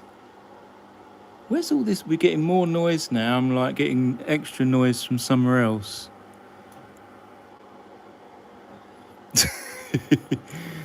It's like one thing after another. So there's quite a lot to manage here, really, when you think about it. So why have we got so much noise now? Let's turn that down. There's nothing on that one. Or is it just because I turned the amplifier up? I did turn the amp up quite a bit. It's peculiar, isn't it? Just the thing with this studio stuff, you can't trust it. As soon as you turn your back, something comes. There's extra noise now from somewhere. And that's not that, we was getting quite a lot of noise from that before. Teething problems. And it's not that, because that's not making any fucking difference. Shouldn't be that, because that's turned off. There's a power switch down here, look. Yeah, look, so most of the noise is coming from this unit here. Let's turn it back on again, see if that fixes it. So it may have been a load of noise in the delay line, just going round and making the noise itself louder, i.e. just echoing its own delay noise. So that's probably what it was. If I play that 303 on its own, yeah, that's what it was. So this unit just amplified a load of noise, delayed itself, and then just kept amplifying it. It's probably because the repeat was turned up and so on. So that can be quite baffling there for a minute, can't it? Strange. Anyway, I think I'll come back and make another video once the DL4 comes and we replace that unit. Hopefully get rid of the gain staging issue with that, because it's quite low. So to get that echo to go low without overdriving, it's a bit delicate, and I want something that can be a little bit more hands-on. I want to be able to like crank it up without too many problems of it like farting or making a noise. Obviously I can turn up the delay itself on the mixer. You have to use this mixer, you need the iPad, which has got its own, you know, fancy controls and shit in it, and maybe it's turned down a bit on that. Let's go and let's check that. So I'm going to just go and grab it and see if it is what it is.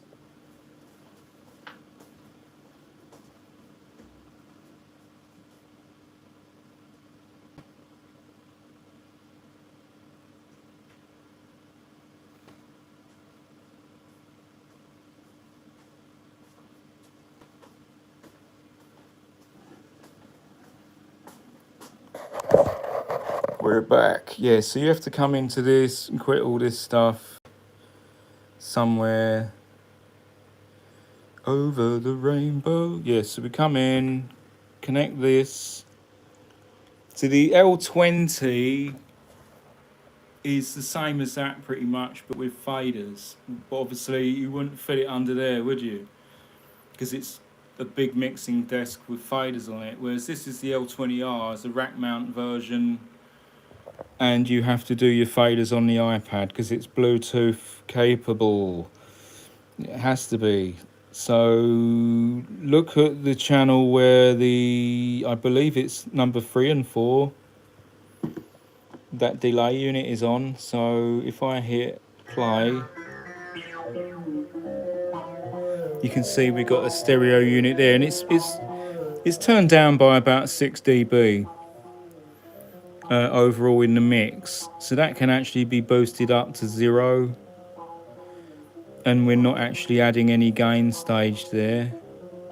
If we put that to 0, it wasn't a great deal of boost though, was it? The EQ is relatively flat, but a little bit of the bottom end is rolled off there. There's no additional effects added. So that's gonna help boost that delay a little bit more. However, we're gonna gain another 5 dB of noise, right? 6. Just check that is definitely the one. Yeah. But again, if I do this volume,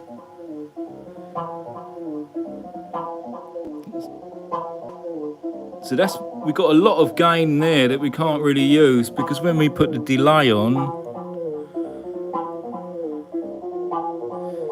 or is it behaving itself now? Yeah, when you put the delay on, it does tend to break up and get a bit of distortion.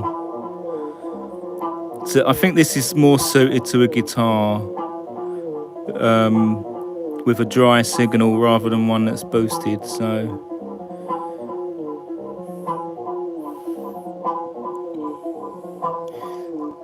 that's the biggest problem, is trying to avoid that clipping.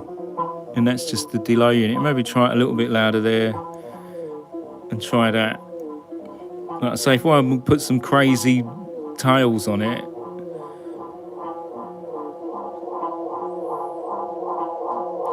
it's starting to clip. I can hear it clipping. So you don't get a nice, well, I call it nice, but you can't really do infinite delay on this unless you want glitching, clipping in it. So it's clipping a little bit, yeah. And it's not like it's been going on for 20 or 30 seconds. It's almost immediately clipping. I think that one's the reverb send. It doesn't seem to be doing much.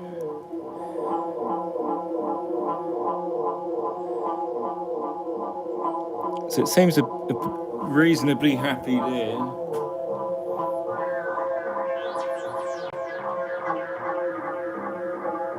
Probably a bit better than I started with, right? So, but I probably got less gain as well. Yeah, the gain, that's why I've got the gain down. So you put that gain up and that's it, it's fucked. It's not the gain's fault either, because that is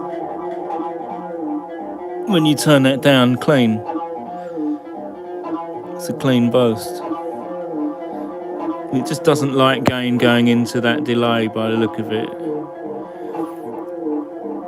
It's more comfortable down there. That's a shame, isn't it? So I think with the other delay coming, we should get rid of that problem.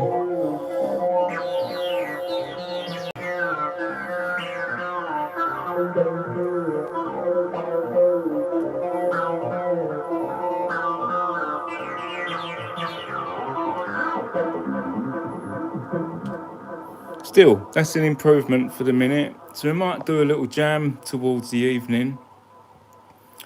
Yeah, and maybe just have a little mess around. But I wouldn't mind putting some more stuff into that one and that one. There's so much more to do. Anyway, Charlie, try a different pedal. Yeah, I would. But I don't think it's the pedal's problem. It's just the amount of boost going into that delay, and the headroom of the delay is not as forgiving as some. Because, trust me, I would have tried different combinations of different pedals, and I do like the sound of that warmer on there. Remember, the warmer is not a particularly high. It's a TS808 clone, which is like, I would say, a medium gain pedal, so it's not high gain to begin with, sort of thing. You know, if I stuck a rat on there, it'd be more or less double the gain.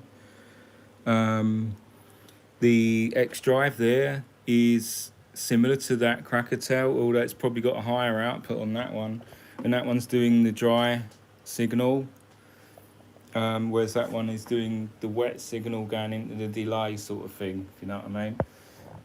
So I don't think it's that Smiler, but thanks for the suggestion. But I just think the extra peaks on the distortion, maybe you could compress it or something, but I think the main thing is to do what I've already done, and that's replace that delay unit with something that's going to have a little bit more. I'm hoping it's going to have a bit more headroom. I'm hoping it's going to be a bit more, and by trying my original DL4 is the case that you can abuse it a lot more without coming out. You can get a lot more interesting results from the delay unit just by fucking around with it, whereas this one is a little bit more tender, and it needs like special TLC to get it sounding sweet. I think the DL4 is a bit more of an experimental sort of, you can fuck around with it a lot more and do no wrong sort of thing, and it's all about chucking it around to the extremes. This one, like I say, is a bit more the tender sort of setup where it has to be delicately set up. Nothing wrong with that, it's just a bit of a different thing. And I'd say the input stage is definitely more tailored towards guitars, because there's only mono inputs on this, and you'll probably find the impedance and all the rest of it is set for guitars, although there's a switch on the back. It don't seem to do nothing. But remember, the DL4 is a stereo input or mono unit, and it's set up for synthesizer input as well as you know, you can throw in anything into a DL4 and it'll sound good. Yeah, so Monday that's coming. We're going to try it out Monday. So maybe one more final jam on the Cerebus Nux, and it is a nice sound to that reverb and the delay, but it's just a little bit low. So I've boosted it there now. Got another 6 dB out of it. However, you can see, look at the noise. There's the noise floor, as you can see, the other channels here are relatively nothing going on. Although there's a bit of mobile phone interference there when I brought that over. But basically you can see my suffering channels here is the 303 delay. But interestingly, if we look at channel 12, now don't be fooled. I remember I've padded it out over here, so I'm going to lift the pad. Lift the pad, Duke! That's it, lift the pad, so there's no cheating, right? And then look at the input here for channel 12, which in theory is the same signal coming through a similar pedal but with no delay on it. And you can see, although that's mobile phone interference going near the 303, let's walk away. We can walk away. Just walk away. Now look at channel 12 now. It's relatively nothing. There's nothing flashing up, right? Now scroll to the other channel, which is further down, 3 and 4. And you can see there's noise definitely flashing on and off of them. So there's, judging by this, a noise floor of 40 dB. Because that's where it says the last, if you can see down there, it's 40 dB negative. Won't focus, but there it is, 40 dB noise floor, right? The other one must be more like 60. So, and all the other channels are clear.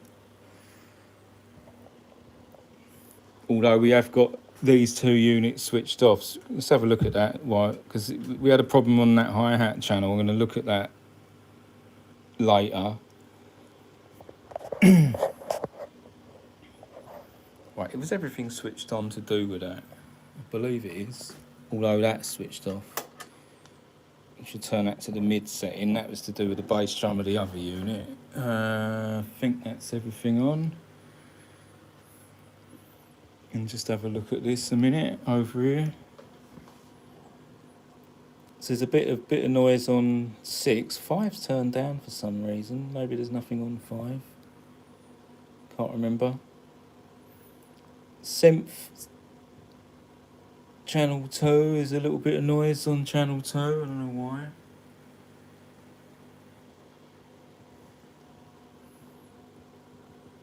But yeah, it's quite a lot on that 303, and we've already established that we can't really change that because it's already set up reasonably the best it can be set up, because I'd already looked at the rain and the level's not mega loud, is it? Let's just play it. I'll stick this as loud as it goes, so the loudest part of the spectrum.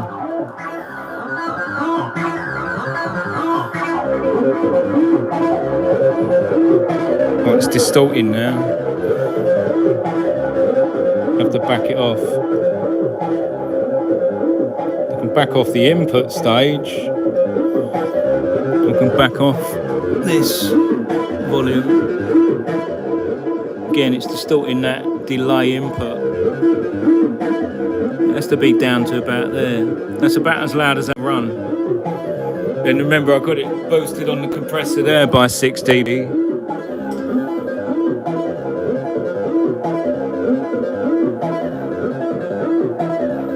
And you can see it's plus 6 dB, so it is what it says on the tin. I think it's about where it should be, maybe, you know, but it's just a bit noisy. In comparison, how loud is that bass drum? How loud?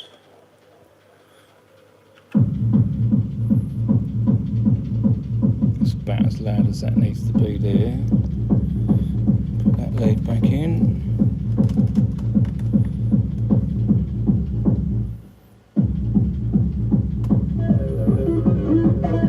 It's not too bad now, is it?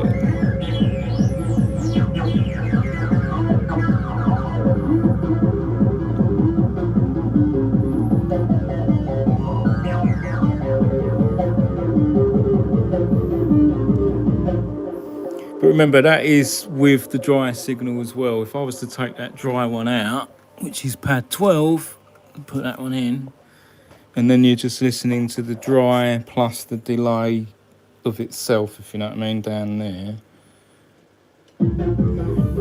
It's a bit lower.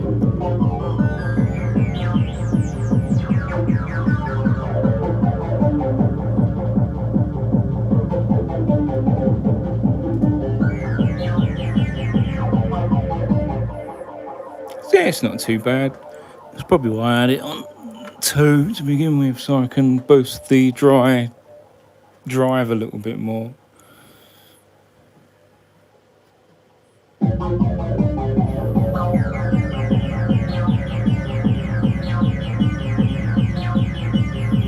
So channel 12 could do with a bit of a boost. Let's have a look at 12. 12 is only minus 2 dB, so not a lot of gain can be had. Anyway, I'm going to save that. Save a Rooney, save on number 1, Bosch. So small improvements like that, whoever it was that said, how'd you get it sounding so good? Well, it's not magic. Not by a long shot. A lot of trial and error, and a lot of fucking around with leads, plugs, wires, flashing lights and buttons, some of which need to be augmented, like removing the silver plating. Yeah, you remove the silver plating from underneath the knob to get rid of the problem of grounding out the pot, and various other things like that. Leads that are broken. This isn't plugged in at the minute. Maybe I'll use that again at some point. And for some reason on this unit, they used fucking, I don't know why. Surely there's enough room on that bloody unit to have fit double input jacks, right? But no, they've stuck a stereo input. Has anyone ever seen a stereo input and then a individual 1/4 inch output? I haven't until I got this, and then it's like, oh, my leads don't fit anymore, so I have to get another lead. Twats. I don't know why they would do that. Someone tell me. Don't know why. So you can have a mono input and a stereo input, I think, by adjustment somewhere, but why have a stereo input on a stereo lead? I don't know why. The output is 1/4 inch, so why not have two 1/4 inch outputs, 2 1/4 inch inputs, right? Don't know. If anyone can tell me why they done that, I have no idea. There's also a headphone, which is a 3.5. Yeah, so maybe it's because they wanted to put the headphone there close to the outputs, probably in parallel, right, rather than putting it out the front of the unit. Which is where the headphone should be, right? You should put the headphone output maybe on the front. There's a switch. Yeah, so that's a bit of a pain. Going for some serious dough nowadays, actually. So, yeah, who wants to buy my time post sound? Send me 900 quid. I'm not selling that anyway, not yet, because we've not used it enough. I've only used that on 1 recording so far. Yeah, so I think it's coffee time, and see you guys later. We've got a couple of viewers, so big up for tuning in. Sounds good to me. Sure you'll work it out. Yeah, I'm working on it, mate. Yeah, like I say, it just takes a lot of trial and error, but one of the main things to do in the studio is not have the mobile phone itself anywhere near the gear, because, you know, look, that's what you get. You get that remix of that dance classic, which was the sound of a text message coming into a 4/4 beat. Yeah, highly original. Yeah, I think that concludes it. So a lot of trialing and error, clean some switches and that. Like, for instance, over here, the 303, the not secondary, but triple derry, whatever, because we run 3 here. That, if I turn that one up, this is quite often got a crackly fucking volume pot that needs going up and down. And just need to clean that up a little bit by spraying some lube in there. Don't know why I can't hear it at the minute, mind, but because something somewhere. Is it working? Let's find out. Is it working? Right, so that one is working. Turn that one down. Turn the bass drum down as well. Here it is over here. It is. There's a crackly volume. It says fucking quite annoying things for it to do. I got a feeling these pots are, they're Allen keyed on, which is even more annoying and not just pushed on. So you got to undo the Allen key to get any lube in there, bastard. Maybe you just spray the fucker anyway. Sort of annoying things like that. Oops, doing things now. This could seriously blow up. I wouldn't recommend this to anyone.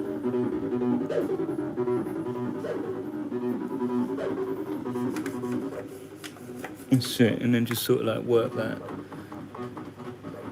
This is how we get it to sound good.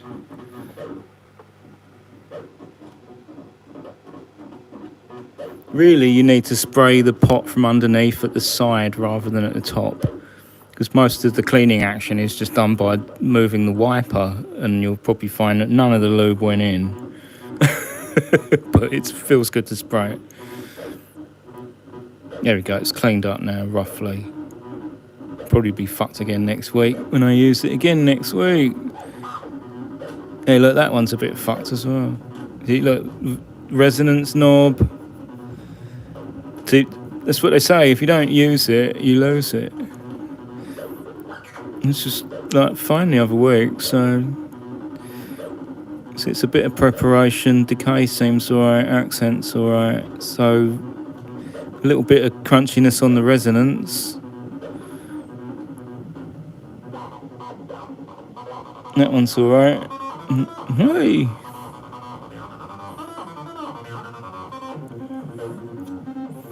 Get up. That's it, back to normal.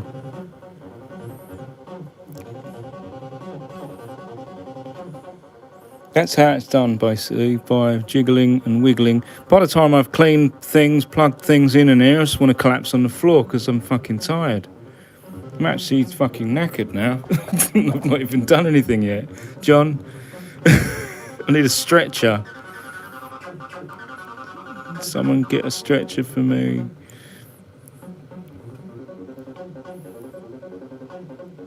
I don't know, Charlie, what you do at your studio there, mate. I think you're running Amigas, and yes, so you're doing it the old-fashioned way. I used to use Amigas back in the day, all the way up to the year 2000. I sold my Amiga 4000 for more than I bought it for. Sold it for 900 quid. I think they're worth about £2,000 now. There we go, look, it's good as fucking new now. There's a bit of gain staging problem on this one as well, you can hear that, but it's full up, and we've not really got a... Without that resonance, there's not a great deal of gain, is there? Is it as loud as the 303 over here?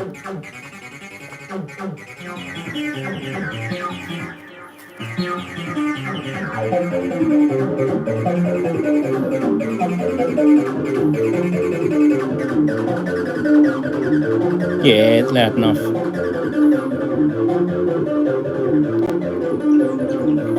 In fact, it's a little bit low. But that's on this mixer, you can turn that up here.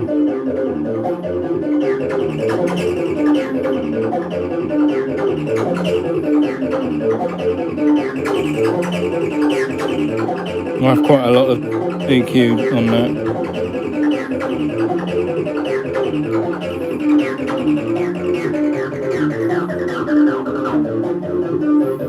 That's it. Sorted. So all that needed was boosting on the mixer slightly. We got the pan off centre. That's probably just to make a bit of room in the middle.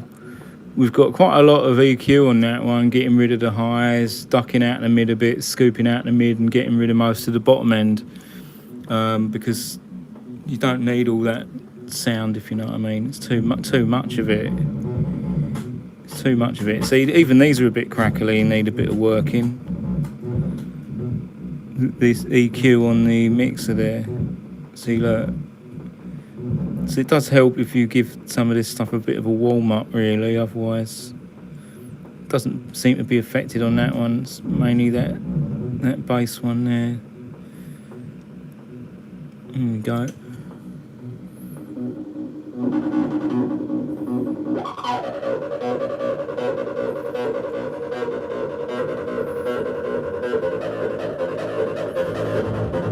So all that bass is quite muddy.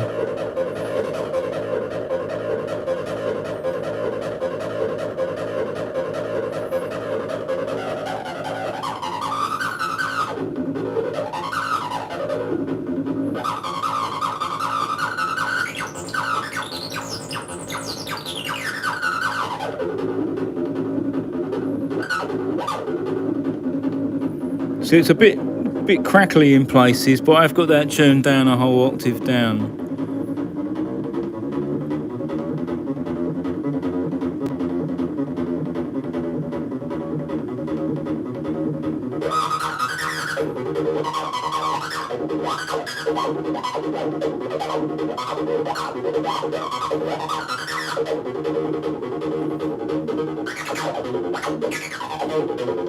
I think it's plenty loud enough, that one.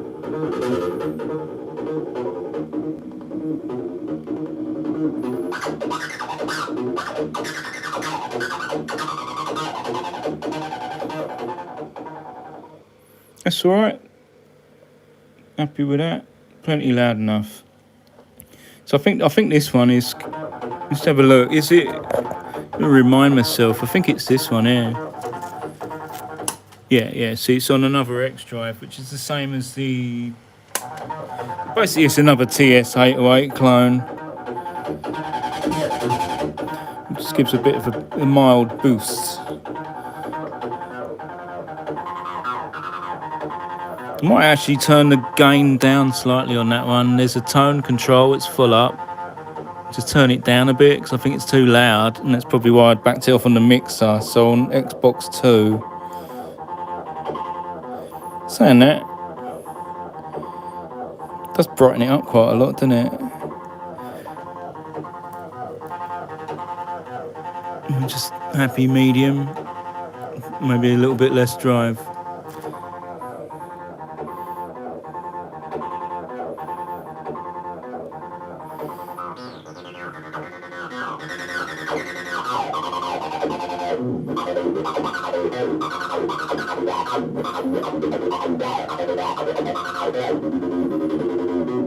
That's better, slightly better. So yeah, just keep tweaking away on things. But the main thing to do is don't do anything in isolation.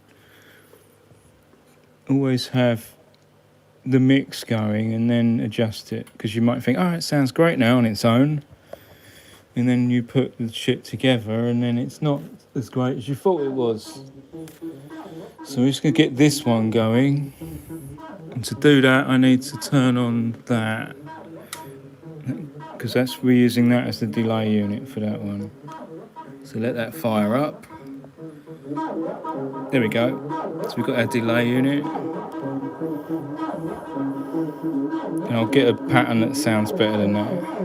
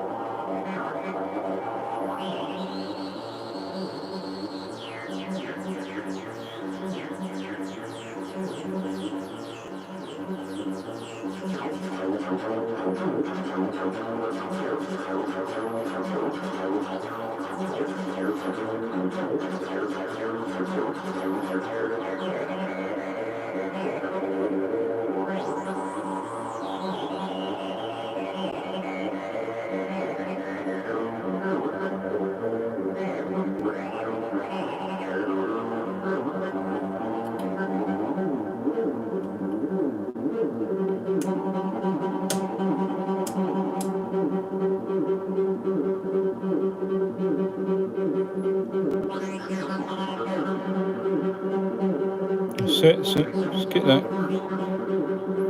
something like that, and then blend this one in. Completely different tuning, so let's retune it.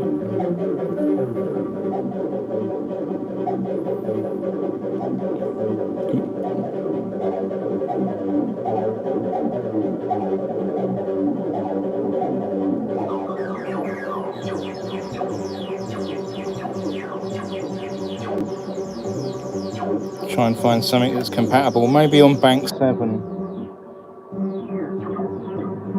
Yeah, that's better.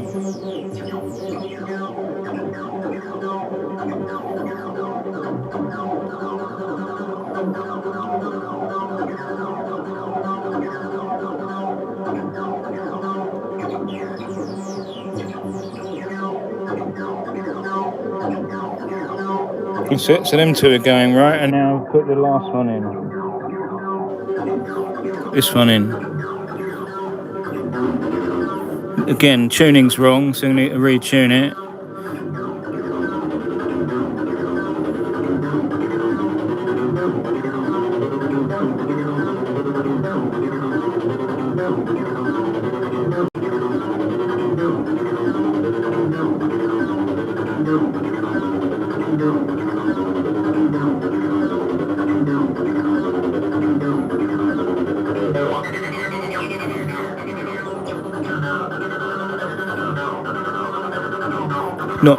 Not perfectly tuned there, really. Probably more like incompatible notes. There we go, that's better. So you can hear it's a bit too much mid-range now. There's the other two on their own. So I want to really scoop out a bit of that mid, and that's what I did have it like that before. Get rid of some of that mid and boost the treble a bit.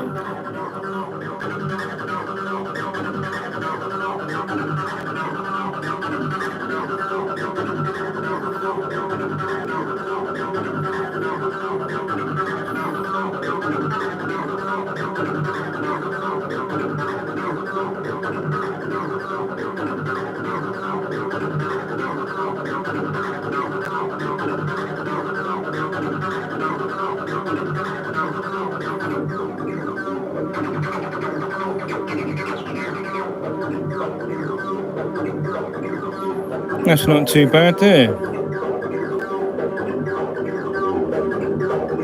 Might have on a bit more bottom end as it goes, isn't it?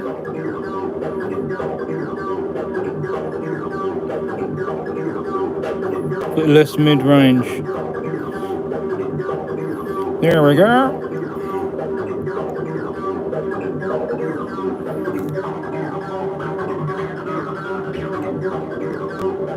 Here we go, so we got a little acid thing going on. We got that one doing that, this one doing this.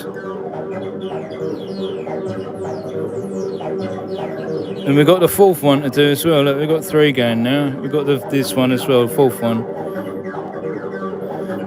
We're going to have to retune it as well. Let's put it on number 2.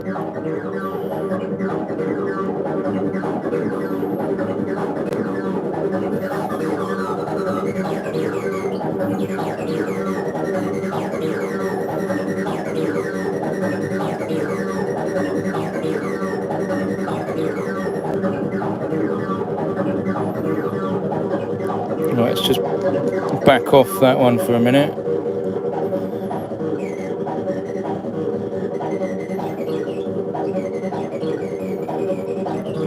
So there's a bit of a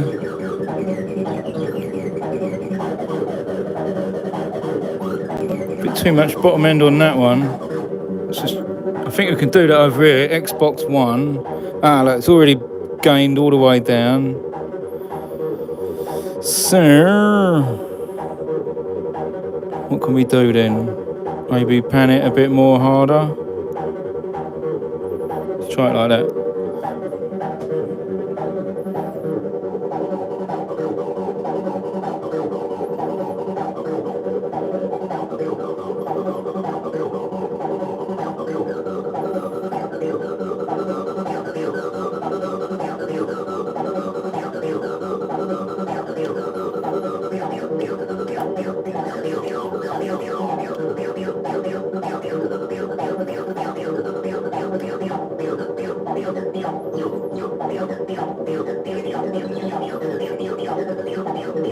going to be tricky to find another pattern that goes with these.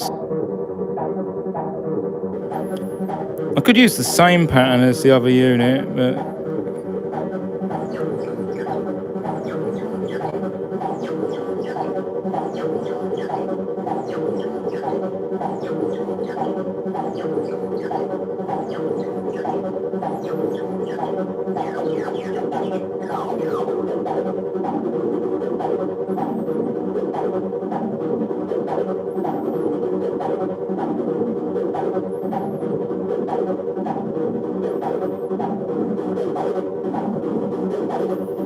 so I've got a feeling that that unit there is on this bell end down here. So there's a low on this.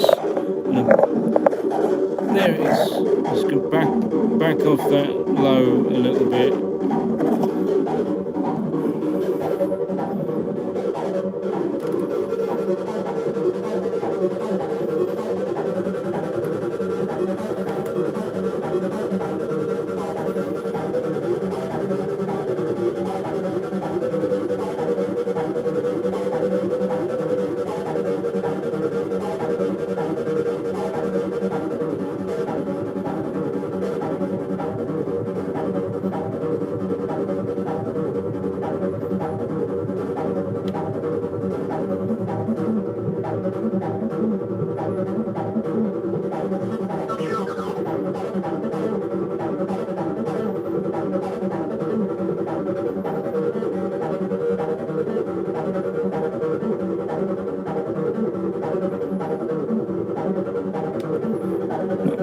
Not quite finding what I want yet. That might do it.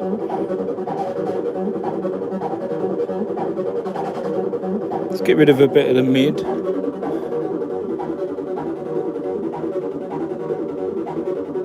I think really mainly on the pedal itself.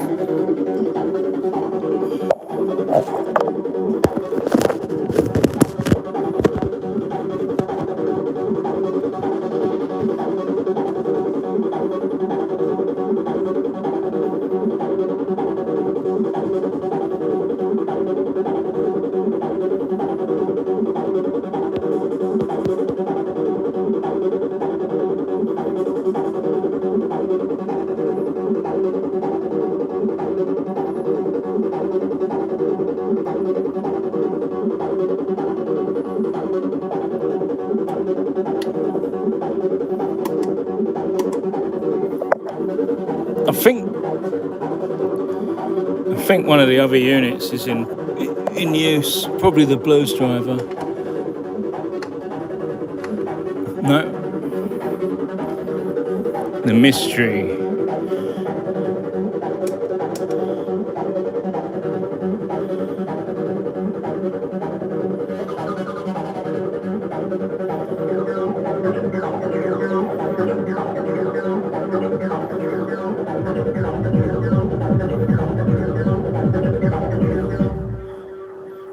Here we go, so we've got 4 303 set up now, or 3 clones and 1 real one.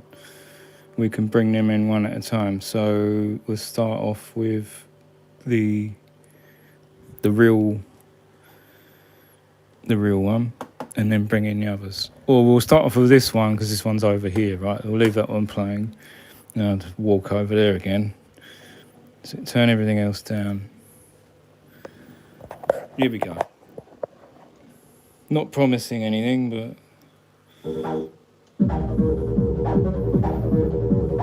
there we go. It says 1, 2, 2, 3.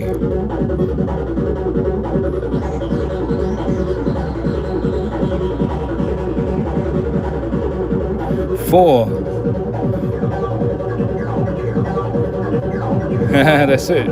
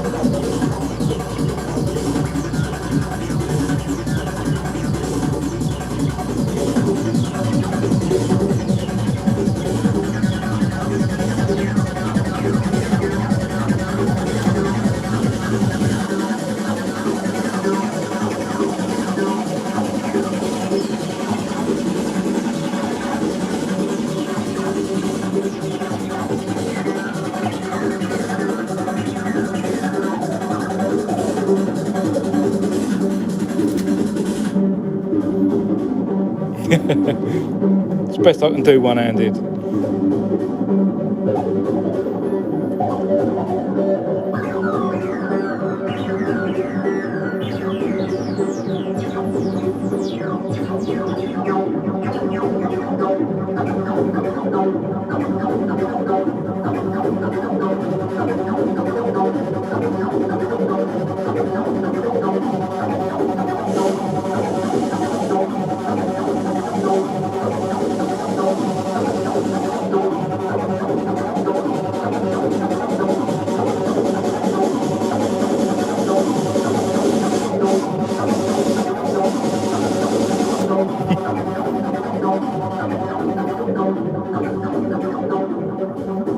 Obviously, you can fall back to something like that and then bring that in. Yes.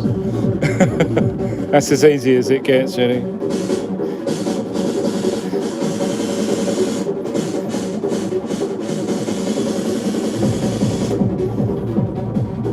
Anyway, that is it. I'm not here to... I'll leave this set up and then maybe jam this when I come back on OBS a bit later. So I'll leave it set up as it's going and maybe put a better pattern on the Roland. It's because it didn't really need that extra bass drum there.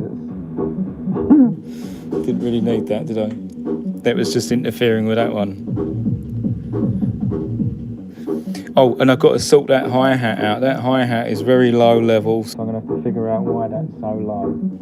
Maybe it's just turned down on the mixer. Let's have a look quickly on the mixer. Right, let's turn all down the barking dogs of 303. I'll leave the tuning set the same. So when I turn that up and turn the bass drum off, let's see which channel it is on the mixer now. Maybe it's just turned down. No, it is not turned down. So it ain't that. No. Anyway, I'll come back to that later. Thanks for tuning in. Let's have a look at the box there. John Tetley, big up, mate. Charlie, thanks for tuning in. Mushy Peas Limited Squad, if you're out there, big up. And the other dude that said, oh, how's it sound so good? And I'm like, scratching my head thinking, trust me, there's plenty wrong, and there's always more we can improve. We've improved a couple of things here today, although it has dragged on a bit, and I definitely need a cup of rosy now. So laters, potatoes. I don't know how to hang up. See you guys later.